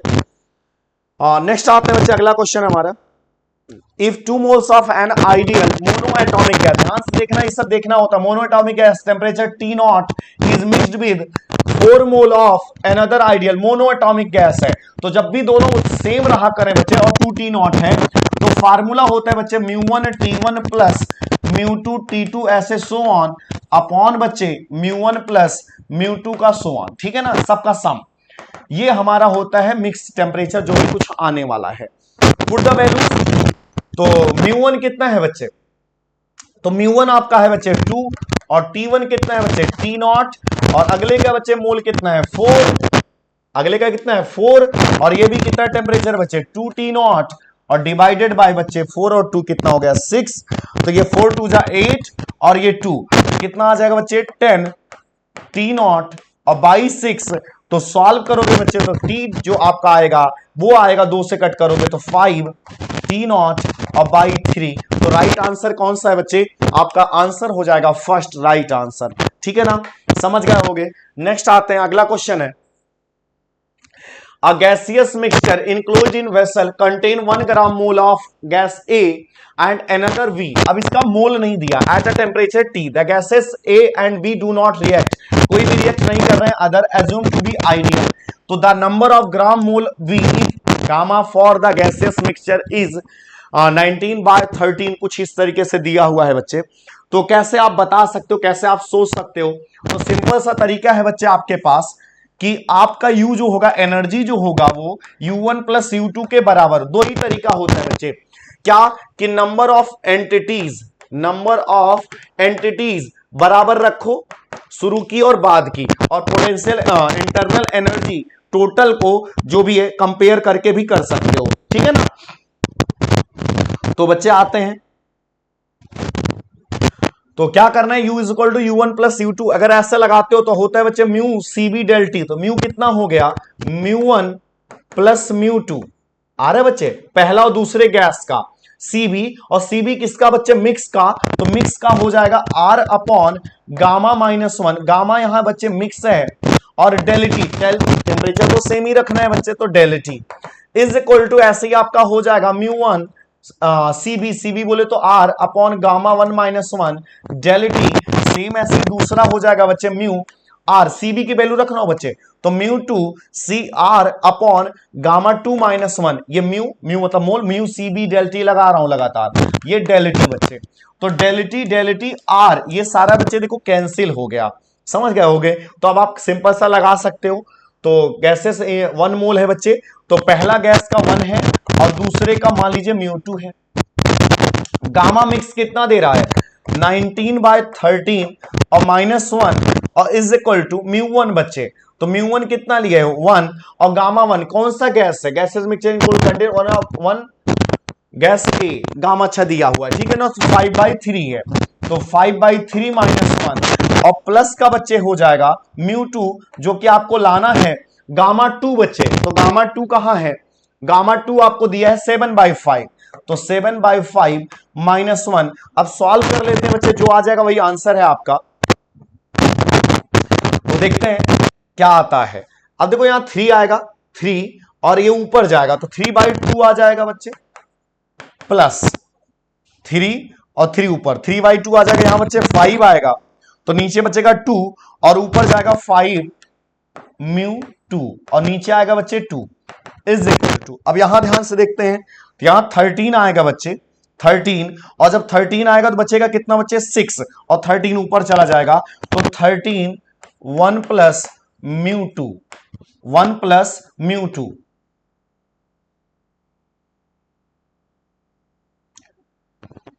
कोई नहीं, यहां पर बच्चे 13 1 प्लस μ2 लिखा हुआ है, ठीक है। और डिवाइडेड बाय बच्चे 6 तो 2 से अगर कट करते हैं बच्चे तो ये 3 आ जाएगा और 3 से क्रॉस मल्टीप्लाई 3 3 जा 9 होगा और ये 15 μ2 होगा इज इक्वल टू 13 और प्लस 13 μ2 होगा। यहां 1 प्लस μ2 है बच्चे, ठीक।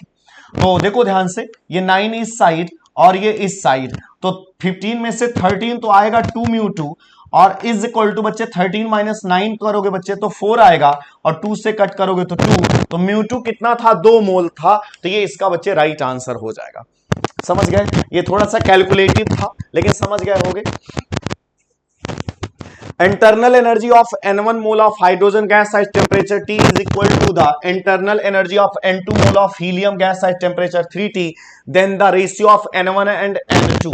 तो n1 और n2 अभी मैंने समझाया था, यू के बेसिस में भी समझ सकते हो बच्चे। तो क्या कह रहा है कि internal energy of n1 mole of hydrogen gas T is equal to the, तो u1 इज इक्वल टू या UH is equal to UHE। तो रखते हैं वैल्यू, पुट करते हैं बच्चे। तो हाइड्रोजन की अगर हम बात करें तो हमारा होता है बच्चे n मतलब n1, अरे भाई u इज इक्वल टू होता है 1/2 FRT फॉर 1 मोल, n मोल के लिए n हो जाता है तो n1 और n1 n हो गया 1/2 और F बच्चे हाइड्रोजन का डिग्री ऑफ फ्रीडम कितना होता है 5, डाया है क्योंकि H2 है और हीलियम का कितना होगा 3। क्यों, H2 में मतलब होता क्या है कि 3 ट्रांसलेशनल होते हैं और 2 रोटेशनल होते हैं, इसमें हीलियम में केवल ट्रांसलेशनल होते हैं।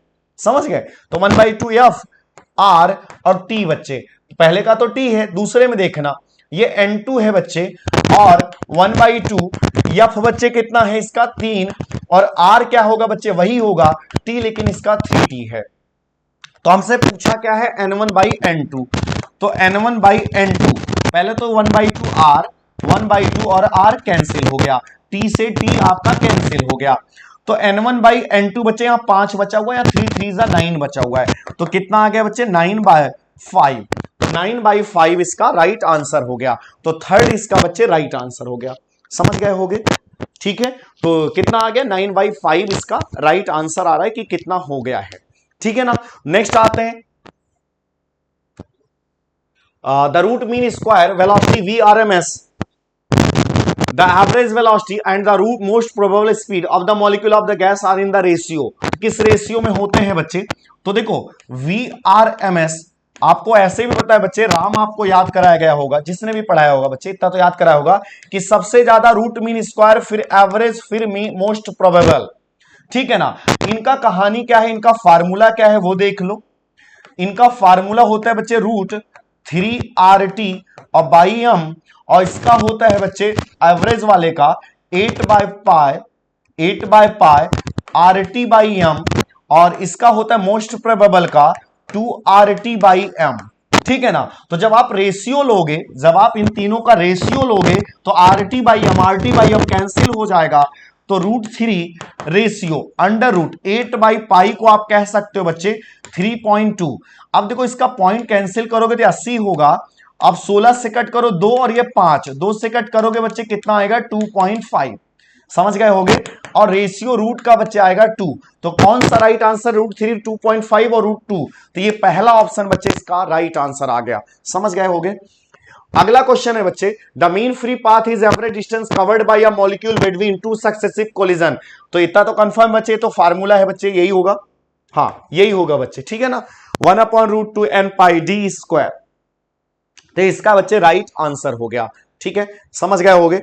नेक्स्ट, ये आपका अवोगाद्रो प्रिंसिपल से लाया गया है।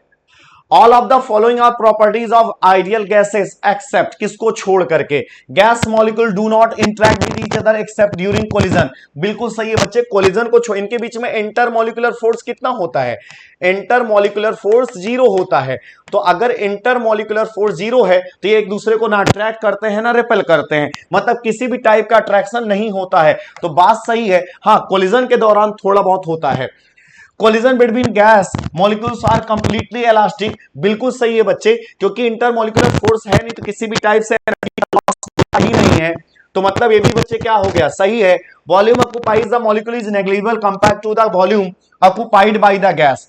मतलब है बच्चे, जैसे कमरा है, कमरे में जो गैस है उसने जितनी जगह घेरी है, अगर उसको कंप्रेस करके कम में किया जाए तो उसकी जो अमाउंट आएगी वो उस जितना उसने घेरा उसके रिस्पेक्ट में बहुत ज्यादा घेरा हुआ है। तो बिल्कुल सही है बच्चे, कंप्रेसिबिलिटी बहुत हाई होती है, तो ये भी राइट आंसर है। Small amount of energy are lost, बच्चे अभी बोला था कि एनर्जी का लॉस बिल्कुल भी नहीं होता है, तो चौथा ऑप्शन बच्चे इनकरेक्ट है जैसा उसने पूछा है। समझ में आया। नेक्स्ट आते हैं बच्चे, अगला क्वेश्चन है, condition for which all real gases behave like ideal gas very closely. अब ध्यान से समझो, अभी मैंने बताया था आइडियल गैस के लिए क्या होना चाहिए, इंटर मॉलिक्यूलर फोर्स जो होना चाहिए वो कितना होना चाहिए बच्चे, 0। और ये कब होता है, जब दो एटम्स के बीच की गैप आर जो होती है वो 10⁻⁻⁶ से ज्यादा होती है, तो उनके बीच में इंटर मॉलिक्यूलर फोर्स ना के बराबर होता है। तो जैसे ये दो मॉलिक्यूल हैं बच्चे, तो ये दो मॉलिक्यूल बच्चे कब आपके मींस इनके बीच इंटर मॉलिक्यूलर फोर्स नहीं लगेगा।